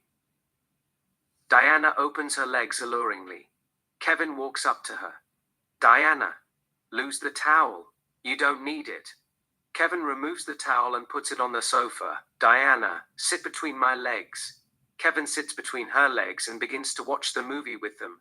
The Craft, starring Fairuza Balk, Robin Tunney, Nev Campbell and Rachel True. Diana takes a drag from her weed and gives him the joint. Kevin takes a hit and gives the weed back to her. They focus on the movie a little bit. Diana takes a drag and breathes the weed in Kevin's mouth. Shotgun. Kevin and Diana kiss French. Paul looks at them. No emotion. He doesn't seem to be jealous or anything. He just takes a sip from his flask and continues to watch the movie. Kevin and Diana kiss more intimately. On the soundtrack, music plays melodiously. Exterior college, stadium day. Diana, Paul, Kevin, Rachel, Ted and Amber sit at the far end of the stadium, conversing and smoking weed. We don't hear what they are saying due to the music on the soundtrack. On the field, the men football team, the Blue Cats, are practicing. Not only that, we also see the cheerleaders rehearsing nearby. Ted films the cheerleaders afar. One of the cheerleaders is Melissa. Melissa looks at Diana from a distance. She excuses her teammates and walks up to her bag by the fence. Melissa takes out something from her bag and walks toward Diana. Meanwhile, Ted comes down the stairs, gets closer, and continues to film the cheerleaders. The cheerleaders see him filming them. The leader is Helene. She whispers something to their ears. They all remove their underwear and show him their butt before they laugh big. Helene is not done. She shows him her private part, inserts her index finger in her private part, sucks it seductively and winks at him. Ted can't believe what he is seeing. He continues to film them. To his surprise, the girls continue to rehearse without underwear, kicking their legs and all. Even the football players stop practicing and watch them rehearse. The music on the soundtrack fades away. Melissa approaches Diana and gives her a cigarette box. Diana opens the box and looks at the content. It is a piece of human hair. Melissa offers Diana $200. It is a payment. Diana, keep it. I don't need your money. Just don't tell anybody about it. Melissa nods her and walks away. Charlie. What's that for? Rachel, to cast a spell. Charlie, what spell? Rachel. It was a house party. She had one too many. She had sex with the quarterback. He then invited his teammates. They raped her. Or rather, they gangbanged her. 14 of them. She said that she was drunk. She didn't remember anything. They did it without her consent. But they said she knew what she was doing, sucking their dicks off while she was being fucked from behind. She was into it. She was bagging them to fuck her harder and asking them to choke her and all. You know, she told them to come on her face like a porn star. Now, they all call her ghetto superstar, including the cheerleaders. She wanted to get even with them. Charlie. Whose hair that? Rachel. Nicholas Turner. Charlie. Nick, TNT? Rachel nods her head yes. Charlie. That is insane. I didn't know he goes here. I thought he was in prison for the explosion. Rachel. He was in juvie. He did his time. 5 years in Orange County. They just released him a couple months ago. He earned his GED at Juvenile Detention Center and enrolled here. Amber. What did he do? Rachel. He is a psychopath. He loves blowing up things. Mailboxes, abandoned buildings, doghouses, what have you. He gets a kick out of it. You know, he used to make homemade bombs and blow up shit. That's why they call him TNT. One day he tried to blow up the school. He planted a bomb in a janitor's closet. But Alex, his best friend, ratted him out. He was waiting for the principal to show up. Nick only told the plan to Alex. The principal had to take his daughter to dentist. That's why he was late. He told the media that she couldn't sleep. She stayed up all night due to toothache and all. The students asked to evacuate quietly. We all evacuated. The bomb went off.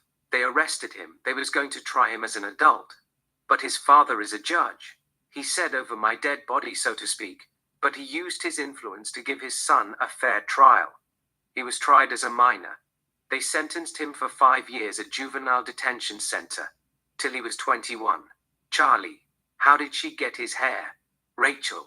I don't know. She must have fucked him and cut his hair while he was sleeping. I saw her sucking his dick at Julie's party. You know, I was on my period. I didn't wear a tampon. I asked Julie to lend me one. She told me to get it from her room. I entered the room. She was blowing him off. I excused them, opened the drawer, grabbed a tampon, and walked away without saying a word. Diana. I gave her GHB to drug him. He's an asshole. He bombed my dog. Charlie. What dog? Rachel. She's talking about Mario, Rebecca's dog. He loved her to death. We used to go to her house to play with Mario. I swear that dog was not a dog. He used to be a man in past lives, and he was her lover. He played with her. He followed her everywhere she went. He used to lick her face. He just couldn't get enough of her. They called him a traitor because he loved her more than he loved the owner. Nick put a bomb in his house and blew him up. Rebecca's family made a report, but no witness. The cops said there was nothing they could do about it. The case went cold. But we knew who did it. It was Nick. Who else could it be? The terrorist in Middle East? I doubt it. Interior Rebecca's house. Flashback. Day. Young Diana, 13, plays with Mario, border collie. Diana is sitting on a sofa. Mario is all over her, jumping on her, biting her softly and making her laugh. Rebecca and Rachel watch them in wonder. The TV is on. On the TV, they are showing music, MTV. Diana gets up and walks to the kitchen. Mario follows her, playing with her. She exits the kitchen, crosses the living room, takes the staircase and heads upstairs. Mario follows her and he jumps on her, playing. Diana laughs big. She takes the staircase and comes downstairs. Mario follows her. Diana hits the floor, closes her eyes, and pretends that she is dead. Mario licks her face. Diana lets him lick her face, opens her eyes, gets up, and kisses him on the mouth as they continue to play. Exterior Rebecca's house. Flashback. Day. Mario walks around the house, enters the doghouse, and sit. 3 seconds later, the doghouse blow up, killing Mario on the spot. Nicholas, 16, and Alex, 16, run down the sidewalk. They come to a yellow car. Alex gets behind the wheel. Nicholas gets in the passenger seat. They start the car and drive away. Exterior Rebecca's house. Flashback. Mario's funeral. Day. Diana, who is wearing black clothes. Rebecca and Rachel attend Mario's funeral. Rebecca's brothers, Joel, 22, and Bradley, 20, have already dug a grave. They have put Mario's remaining in a black plastic bag, trash bag. On the soundtrack, music plays melodiously. Diana's eyes are welled up with tears. Joel grabs the bag and empties Mario's remaining in the grave. Diana is overcome with emotion. Her tears streams down her face. Rebecca is sobbing inconsolably. She is crying her eyes out. Bradley covers Mario's remaining with dirt, burying him. Rachel, who is not that affected by Mario's death, looks at Diana. It seems that Diana is in a dark place. She wants the killers to pay dearly. At the same time, she is engulfed in sadness. A wave of sorrow washes over her. Her tears continue to fall like a steam. Joel places a wooden cross on Mario's grave. They take a moment of silence. Diana is heartbroken. She wipes her tears with the black handkerchief and gazes at the cross, at the direction of the camera. Interior Diana's house, day. Diana sits inside a pentacle, crafting a spell. She is surrounded by candles. She grabs a knife and cuts her palm by her forefinger, just a little bit. She puts the knife aside, squeezes the cut, making a fist, and drips the blood on Nick's hair. She grabs a candle and pours the wax on the hair. She closes her eyes and prays silently. Exterior college, stadium night. A football game is in progress. The Blue Cats are playing the Wolves. The cheerleaders dance. The fans scream supporting the Blue Cats. It is a home game. Melissa is present. She is dancing. Two Blue Cats fans, who are sitting nearby, are giving her hard time. Fan first. Ghetto superstar. Shake your little ass. Fan second. If we lose, it will be your fault. You sucked their soul out of their body. You slut. Melissa drops her pom-poms and walks toward the dressing room. Andrew, Blue Cat's quarterback, throws a touchdown. The fans celebrate. Out of nowhere comes Nick, carrying AK-45, and begins to shoot the football players randomly. Some get shot. Others run away. It's complete chaos. Nick has also strapped himself with suicide bomb. Andrew is down. He has been shot in the leg. Nick approaches him and points his gun at him. Andrew, don't shoot me. I didn't do anything to you or anyone. I'm only a quarterback. Nick shoots him in the chest multiple times and kills him. Nick stands in the middle of the football. The fans and the players continue to exit the stadium in chaos. About 10 cops and 10 security personalities surround Nick, pointing their guns at him. They notice he's wearing bomb. They choose to wait. Nick looks at the sky, presses a button, and detonates himself. Int, church, day. Father James preaches the gospel. Paul, Diana, Kevin, Rachel, Amber, Charlie, and Ted attend the service. They are not there to pay respects to God. They come to cause troubles. There are about 40 churchgoers listening to what Father James has to say. Some of them keep looking at the outsiders. It is because they are dressed in a Gothic style, with black makeup and black outfits. Father James, do not turn to mediums or seek out spiritists, for you will be defiled by them. I am the Lord your God. Diana and Paul kiss French. Father James ignores them and continues to preach. Melissa is present. She's sitting in the back. Father James, I will set my face against anyone who turns to mediums and witch doctors to prostitute themselves by following them, and I will cut them off from their people. A man or a woman who is a medium or witch doctor among you must be put to death. You're to stone them. Their blood will be on their own heads. Paul gives Rachel a wink. Rachel looks at Father James, collects her dress and shows him her private part. Rachel then takes a leak. Churchgoers make noise in disgust. Roger and Peter, who work at the church, approach them to confront them. They are the same two men who had been following Kevin earlier. Father James gives all of them a sign to take it easy. I'll handle it. Father James, it's okay. The devil always finds a way to test us. Be patient. The Lord is kind. The Lord is patient. The churchgoers collect their composure. Father James, I think you guys should leave. This is the house of God. I can't allow you to disrespect it. If you don't leave within 30 seconds, I will call the police. Paul gives them a sign. They all get up and walk toward the exit quietly. Roger and Peter look at Kevin as he walks toward the exit. Kevin catches their eyes. The outsiders exit the church. Exterior church, night. Paul, Diana, Kevin, Rachel, Ted, Charlie, and Amber trash the church, breaking anything they can break and destroying anything they can destroy. Cut 2. Kevin and Diana rinse the church with gas. Cut to. Kevin is holding a candle. Kevin throws the candle on the floor. The church catches fire. Kevin exits the church. Exterior, church, night. We see a black car next to the church. Kevin gets in the car. Interior, black car, night. Diana is behind the wheel. She starts the car. They drive away. Exterior, church, night. The church is smoking. Interior, church, night.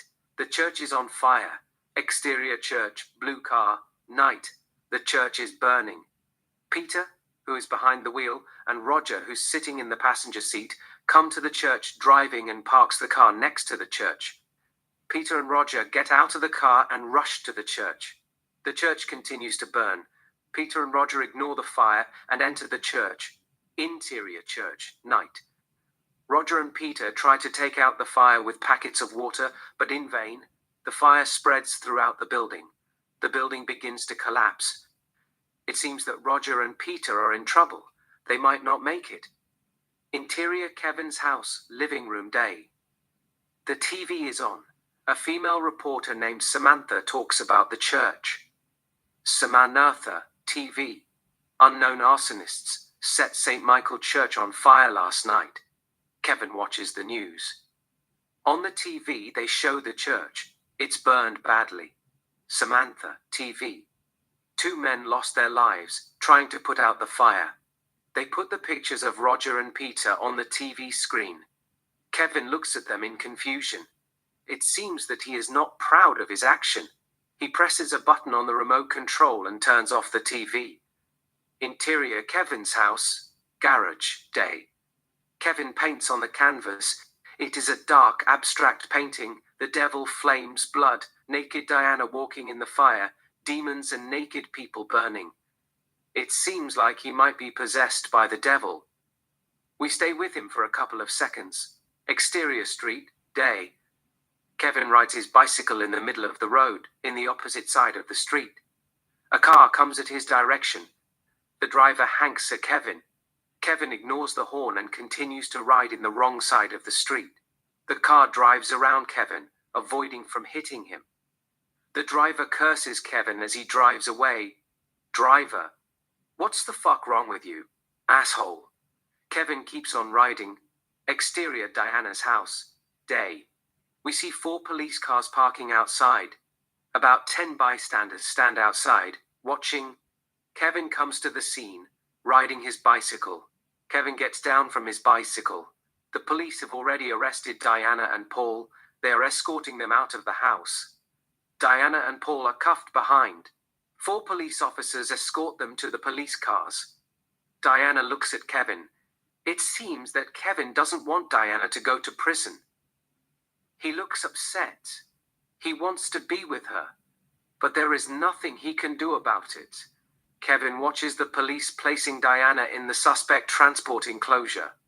The police place Paul in a separate police car. The police drive away with the suspects. Interior, Kevin's house, night. Kevin lies on his bed with open eyes. He can hear his mother and father having sex nearby. His mother are letting out all kinds of sounds with pleasure. It seems that Kevin is in a dark mood. Interior, Kevin's house, flashback, night. Young Kevin, 8, gets up from the bed and goes to the bathroom. Interior, Kevin's house, bathroom, night. Young Kevin takes a leak and washes his hands. Young Kevin hears a sound downstairs. Young Kevin exits from the bathroom. Interior, Kevin's house, night. Young Kevin walks toward the sound. Downstairs, living room. Kevin's parents are swingers. Olivia is having sex with a man named Perry. He is fucking her doggy style. Larry has sex with a young woman named Bethany. They are doing it on a chair. Young Kevin sees them. He seems a little bit confused. Young Kevin sits on the top of the staircase quietly. Interior, Kevin's house, night. Back to Kevin. Kevin gets up from the bed, puts on his CD and plays a dark song. On the soundtrack, music plays melodiously. Interior, Kevin's house, main bedroom, night. Olivia and Larry continue to go at it. They're doing it in a lotus sexual position. Interior Kevin's house, morning. Kevin sits at a breakfast table, eating cereal. Larry and Annie are seated at the table with Kevin, enjoying their breakfast. Olivia and Luke come to the breakfast table. Olivia has dressed Luke in girl's outfit. Luke looks like a girl. Larry, why is he wearing a dress? Olivia, he is no longer a boy. She is a girl. Larry, what are you talking about? Olivia, her name is Lila. We will change the name on her birth certificate legally. Larry, you're joking. Olivia, I'm dead serious. He wants to be a girl. We have to respect her choice. It's you who says we must not judge our children no matter what. Let them live their life, run wild and be free. Larry, that's true. But this is different. They are going to pick on him. He is not going to last a week. Olivia, let me worry about that. He looks beautiful. She looks beautiful. Annie, he looks like a girl. Olivia. Don't say he. Say she. Her name is Lila. She is gorgeous. Annie. But he is a boy. I am not supposed to say she. Olivia. No, he is not a boy. She is a girl. She is your big sister. Larry. To Kevin. What do you make all of this? Kevin. I don't care. Leave me out of it. Larry. Okay. If she or he wants to be a girl, it is cool with me. I will support her 100%. I am her father. I will always love her from the bottom of my heart no matter what. But why she's wearing lipstick and eyeshadow? Olivia. I just put little makeup to boost her confidence. Nobody is going to notice it. Girls wear makeup. It is not a big deal. Larry, if you say so. But don't say I didn't warn you if they harass him. Harass her. Kids always look for an excuse to bully someone. Olivia. She can stand up for herself. She is a tough girl. Larry. At least Kevin would have protected her if he hadn't dropped out. Now, they are going to make her life a living hell. I know kids. It's in their nature to give someone a hard time. Olivia. Let's just focus on what we can control at first, which is to be loving and supporting parents to our daughter. The rest will fall into place. Larry. Sure. Looks at Lila. You like it. Lila nods her head yes. Larry. Okay. Sit and eat your breakfast. Lila sits at the table and has cereal. Lila looks at Kevin, who is in a dark place. He seems lost. Kevin gets up and walks toward the exit. Exterior street. Day. Kevin walks down the street. It seems that something is haunting him. Insert Kevin's nightmare. Kevin sees Paul cutting the goat's throat, Diana stabbing the dead goat with a knife and painting her body with blood, Paul having sex with Diana at the cemetery, a baby lying inside a pentacle crying, Kevin, himself, having sex with Diana inside the pentacle surrounded by candles, the church burning, seeing Roger and Peter in the news, etc. Kevin holds his head in pain. Interior school. Auditorium night. A school play is in progress. Anne is playing a witch. She is dressed in black. The auditorium is packed. Olivia, Larry, and Lila sit in the middle of the auditorium and watch the show. Kevin sits in the back alone. He seems in a dark place. Annie is confronted by 3 boys. Boy first. Burn her on the stake. She is a witch. She eats children. Annie, if you touch me, blood will come out of your nose and die. Boy first. Don't be afraid of her. Arrest her and burn her on the stake. Boy 2 and boy 3 grab her arms. They quickly let her go and hold their noses. They put fake blood on their noses, fall on the ground, and begin to shake in acting, kicking their legs. Annie, I told you if you touch me, you'd die. But you fools don't listen. Boy 1 runs to the backstage.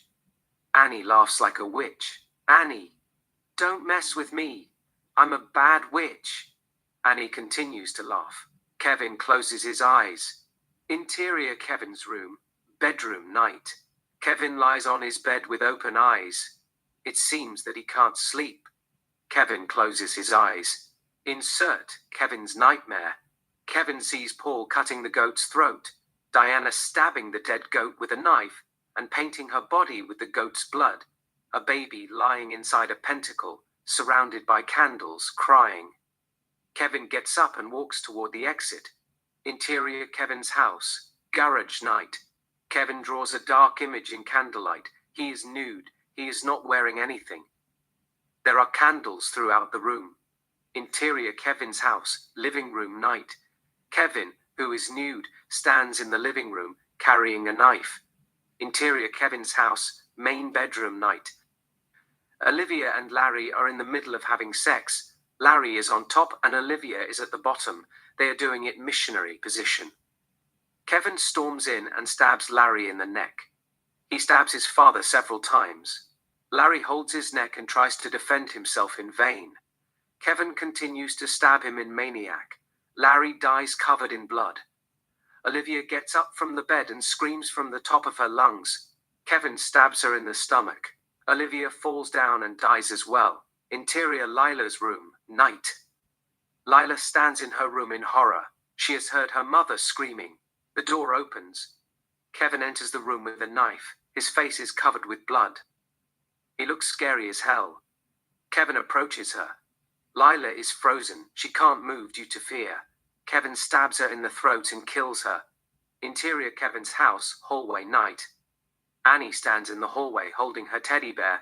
Kevin exits from Lila's room and looks at her with his cold eyes. Annie is frozen as well. She is scared. Annie pisses on herself.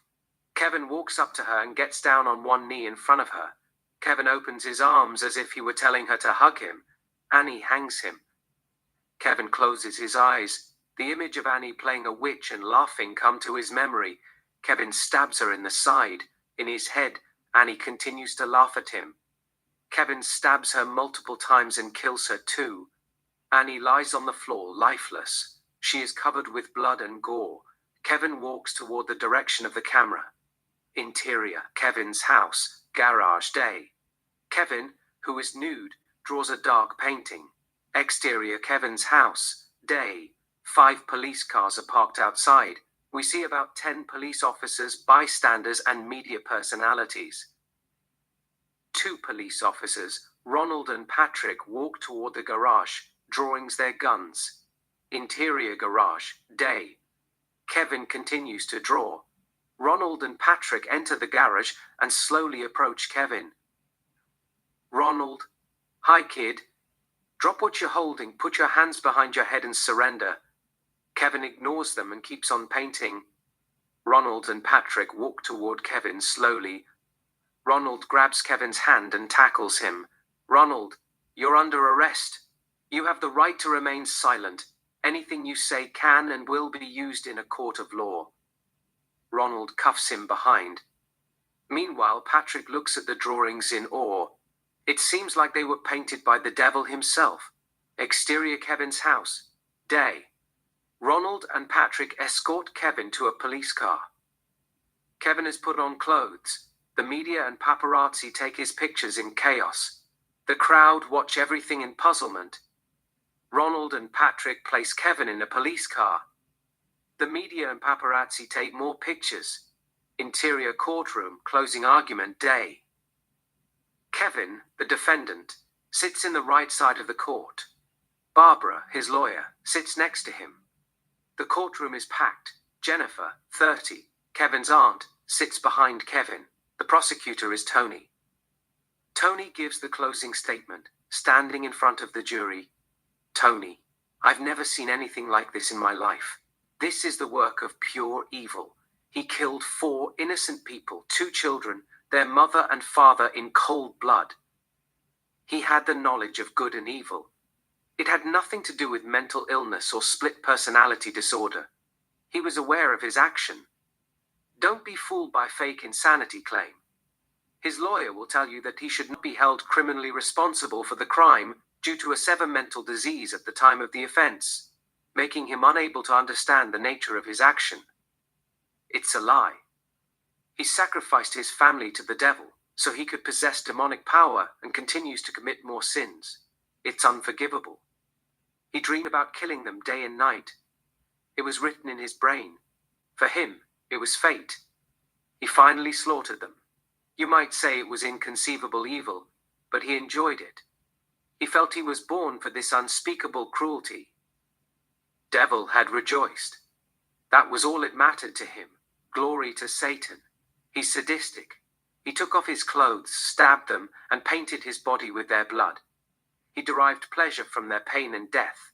There is not a single dust of feeling in his soul. He is a menace to society. Justice must be served. Make no mistake about it, heaven or earth, he will get what he deserves. It's up to you to set things right. Cut 2. Barbara gives the closing statement. Barbara. You're looking at a lost soul, a kid who suffers from a major mental illness. He is diagnosed with post-traumatic stress disorder, schizophrenia, and dissociative identity disorder. He had no control over his thoughts and actions. He was not even there, so to speak, but he was controlled by another personality, in the dark side of the mind. As jury, it is your responsibility to deliver the right verdict, with no strings attached. You are not supposed to form an opinion. It is not good versus evil, but right versus wrong in the eye of the law. Not guilty by reason of insanity, nothing less, nothing more. The prosecutors know the truth. They don't care about anything but winning, so they could brag about it. We had these much conviction. Blab, blab. They twist the facts. They used shock appeal to trick you. But this is not a comic book. We are dealing with real life. A kid who needs a professional help. A kid who needs your help. Please help him and save his life. Do the right thing. Interior courtroom, day. The jury has reached the verdict. The judge reads the verdict and gives the verdict to the clerk. Judge Matthews. Mr. Smith, would you stand and face the jury? Kevin gets up and faces the jury. Judge Matthews, Mrs. Robertson. The clerk, Mrs. Robertson, reads the verdict. The clerk, Superior Court of California, County of Los Angeles, in the matter of people of the state of California versus Kevin Smith, case number BA 606066. We, the jury, in the above entitled action, find the defendant, Kevin Smith, guilty of the crime of murder, in violation of Penal Code Section 187A, a felony, upon Olivia Smith, a human being, as charged in count 1 of the information. Kevin looks down. Jennifer shakes her head in disbelief. The clerk continued. Superior Court of the State of California, County of Los Angeles, in the matter of people of the State of California versus Kevin Smith. We, the jury, in the above entitled action, find the defendant, Kevin Smith, guilty of the crime of murder in violation of Penal Code Section 187A, a felony, upon Larry Smith, a human being, as charged in count 2 of the information. Interior, courtroom, lobby, day. Jennifer has few words with Barbara. Jennifer, what's going on? You told me that you'll help him. Are you telling me he's going to spend the rest of his life behind bars? He is clearly not guilty by reason of insanity. Barbara, it's okay. I've got everything under control. We will appeal the decision. It is nothing new. 90 UT of 10 times the jury would find him guilty no matter what. The Supreme Court will turn the verdict. Trust me on this one. Mental institution. Dr. Julia office. Day. Dr. Julia, 32. Evaluates Kevin. Julia. How are you? He say nothing. Julia. What's your name? He doesn't respond. Julia. Do you hear voices in your head? He says nothing. Julia. You have to talk or you're going to spend the rest of your life in a mental institution. He says nothing. There is a pause. Julia. I'm here to help you. You can tell me anything. The relationship between a patient and a psychiatrist is confidential. I am ethically and legally bound to protect the privacy of your information shared during therapy sessions. I want you to feel safe and comfortable sharing what's your mind. Do you trust me? He says nothing. Julia, do the voices in your head tell you to harm yourself or hurt others? He says nothing. There is a pause. Julia, do you miss your family? Kevin says nothing. Julia, if you don't tell me what's bothering you, I can't help you. They may increase the dosage and disrupt the neuroconnections in your brain. You'd become slow and dim like a zombie. Do you want to be a zombie? He says nothing. Julia, you have to speak. Just say anything. What's your favorite movie? He says nothing. Julia, fuck. She takes out a cigarette, lights it, and smokes. She gives him the cigarette. Kevin takes a drag and breathes out the smoke. Kevin, thanks. He gives her the cigarette back. Julia, you do talk. For a second I thought that you were mute. She takes a drag, breathes out the smoke, and kills the cigarette. Julia, you're young. You have a bright future ahead. My job is to help you. I want you to leave this place as soon as possible and join the society regardless what you did in the past. In order to do my job, you have to speak to me. We must build trust. You need to let me access your mind. Share your thoughts and feelings. Above everything, I want you to feel safe. There is a pause. Julia, do you feel safe? Kevin says nothing. Julia takes a deep breath. Julia, please say something for Christ's sake. There is a pause. She looks at him in the eyes. He looks at her too. Kevin, may I have a bottle of water? I'm thirsty. She gets up, grabs a small paper cup from the table, fills it with cold water, and gives him the water. Kevin drinks it in one breath. Kevin, thanks. He gives her the cup. She throws it in the trash and takes her seat. Julia, I want you to know you're not a criminal. You're a patient. You're not in prison. You are in a psychiatric hospital. We'll do everything in our power to help you. We are deeply committed to utilize every resource available to ensure you receive the most effective psychiatric treatment. Kevin is lost in thought. Interior mental institution, main room day.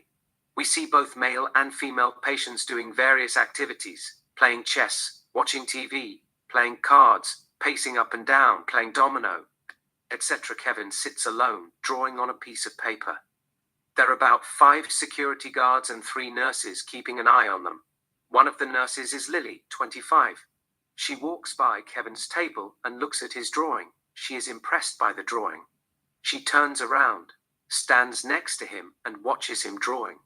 It's a dark, sexual image. But she is not bothered by it. Mental institution, art room day. Kevin draws on a canvas. It is a dark, abstract painting. Lily watches him draw. She is impressed by his gift, even though the painting is dark, bloody, and sexual. 2 security guards keep an eye on him. Mental institution, Kevin's room, night.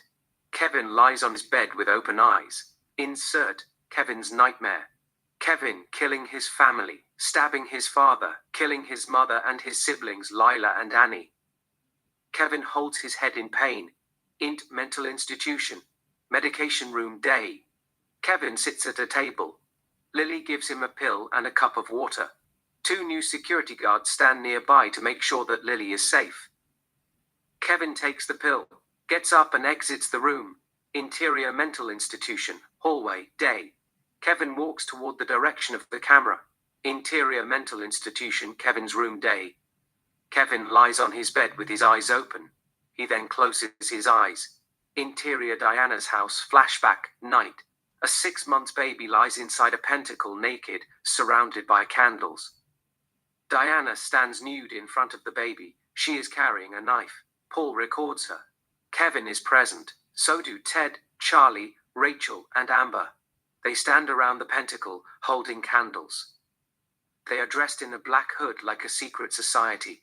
Diana says something in Latin, chanting in witchcraft. Diana. Dear Lord Satan, I cast all my cares upon you. I'll lay all of my burdens down at your feet. And any time I don't know what to do, I will cast all my cares upon you. My love, Lucifer, grant me the desire of my heart. My desire to be closer to you is greater than ever. It seems that Kevin is lost. He has no control over his action. His eyes are black. Diana gets down and cuts the baby's throat, sacrificing him to devil. Diana takes the blood from the baby and paints her body red. Diana then picks up the dead baby and places him outside the pentacle. Diana takes the candle from Kevin's hand, blows out the candle, holds his hand and brings him to the pentacle. Diana. Take off your clothes. Kevin takes his hood off and stands naked in front of her. Diana, I know you're inside of him, my lord. I stand before you with my heart open. I accept you into my life as my personal Lord and Savior. I have surrendered my soul to thy will, my Lord. You have full control over my life, mind, body, and spirit. Diana kisses him. Kevin kisses her too. They kiss French. Diana lies on her back and opens her legs seductively. Kevin gets between her legs and enters her as they begin to have sex. Kevin hits it hard.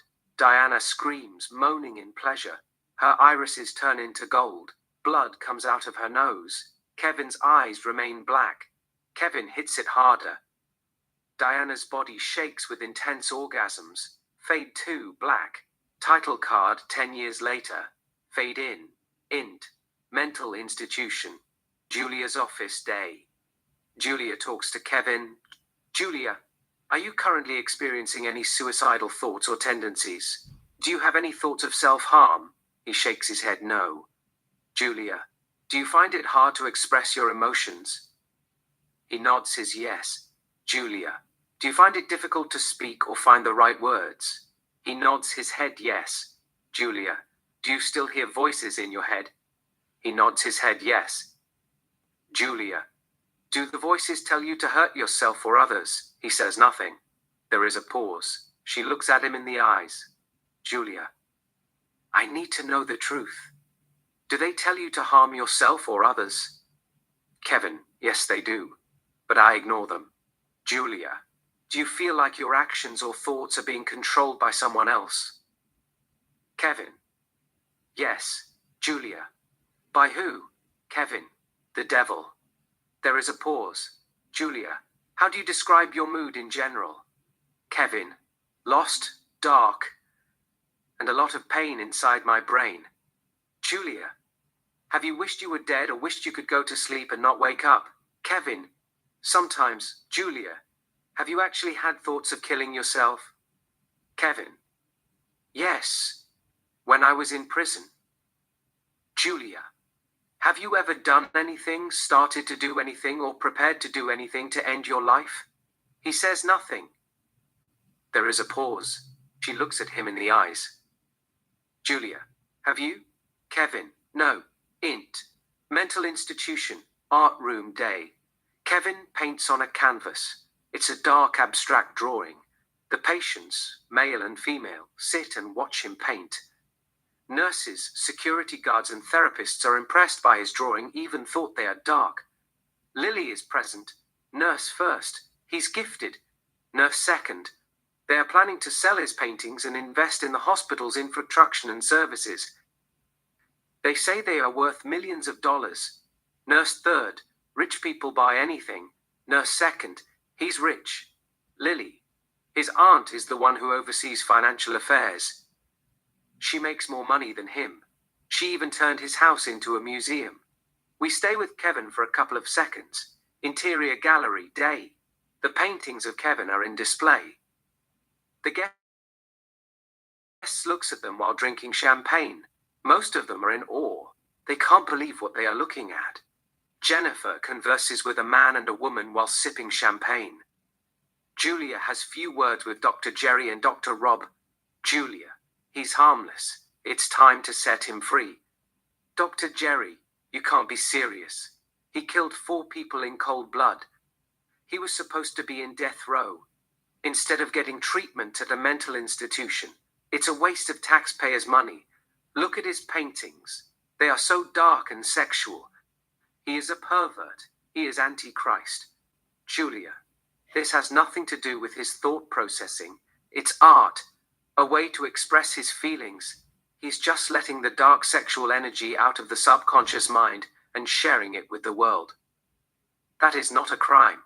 Dr. Rob, I heard that in order to cope with his guilt, he has fabricated a delusion in which his family is still alive. He writes them letters, and he thinks that he is still 17. Julia, I wanted him to believe in the delusion as long as it helps him find peace. I don't want him to hurt himself or suffer. Pan 2, one of his paintings. It's the naked image of Diana walking in fire. Hell, she is holding a heart. Her chest is cut open, bleeding, and a snake entering inside her vagina. Little Cupid, with a bow and an arrow, floating by her, inside a black cloud. His eyes are black. Amber, who is now 33, looks at it. Fade to black. Title card 10 years later. Fade in. Int. Car, moving, day. It is the same car that we saw at the beginning of the movie. Kevin sits in the back. Ext. Kevin's house, day. The car comes driving and stops next to the house. Kevin gets out of the car and walks toward the direction of the camera. Interior Kevin's house, day. Back to Kevin, present day. Kevin sits at the dinner table with his family. Now we know they are dead. They are the products of his hallucination. The room is lit by about 50 candles. Blood emerges out of their bodies like how they died. Annie, why did you kill us? Kevin, I don't know, but I'm very sorry. His eyes are filled with tears. They all catch fire, burn to ashes, and surround him in the form of ghostly clouds. Meanwhile, we find out the house is on fire. The sofa, the chairs, window curtains, and others are burning. Kevin ignores it. He remains on his seat. Kevin blinks his eyes. Tears fall down by his cheeks. There is a gun on the table. It seems that Kevin hasn't made up his mind whether to shot himself in the head or die in the fire. He is lost in thought. The screen is covered with smoke. There is a sound of gunfire. The end.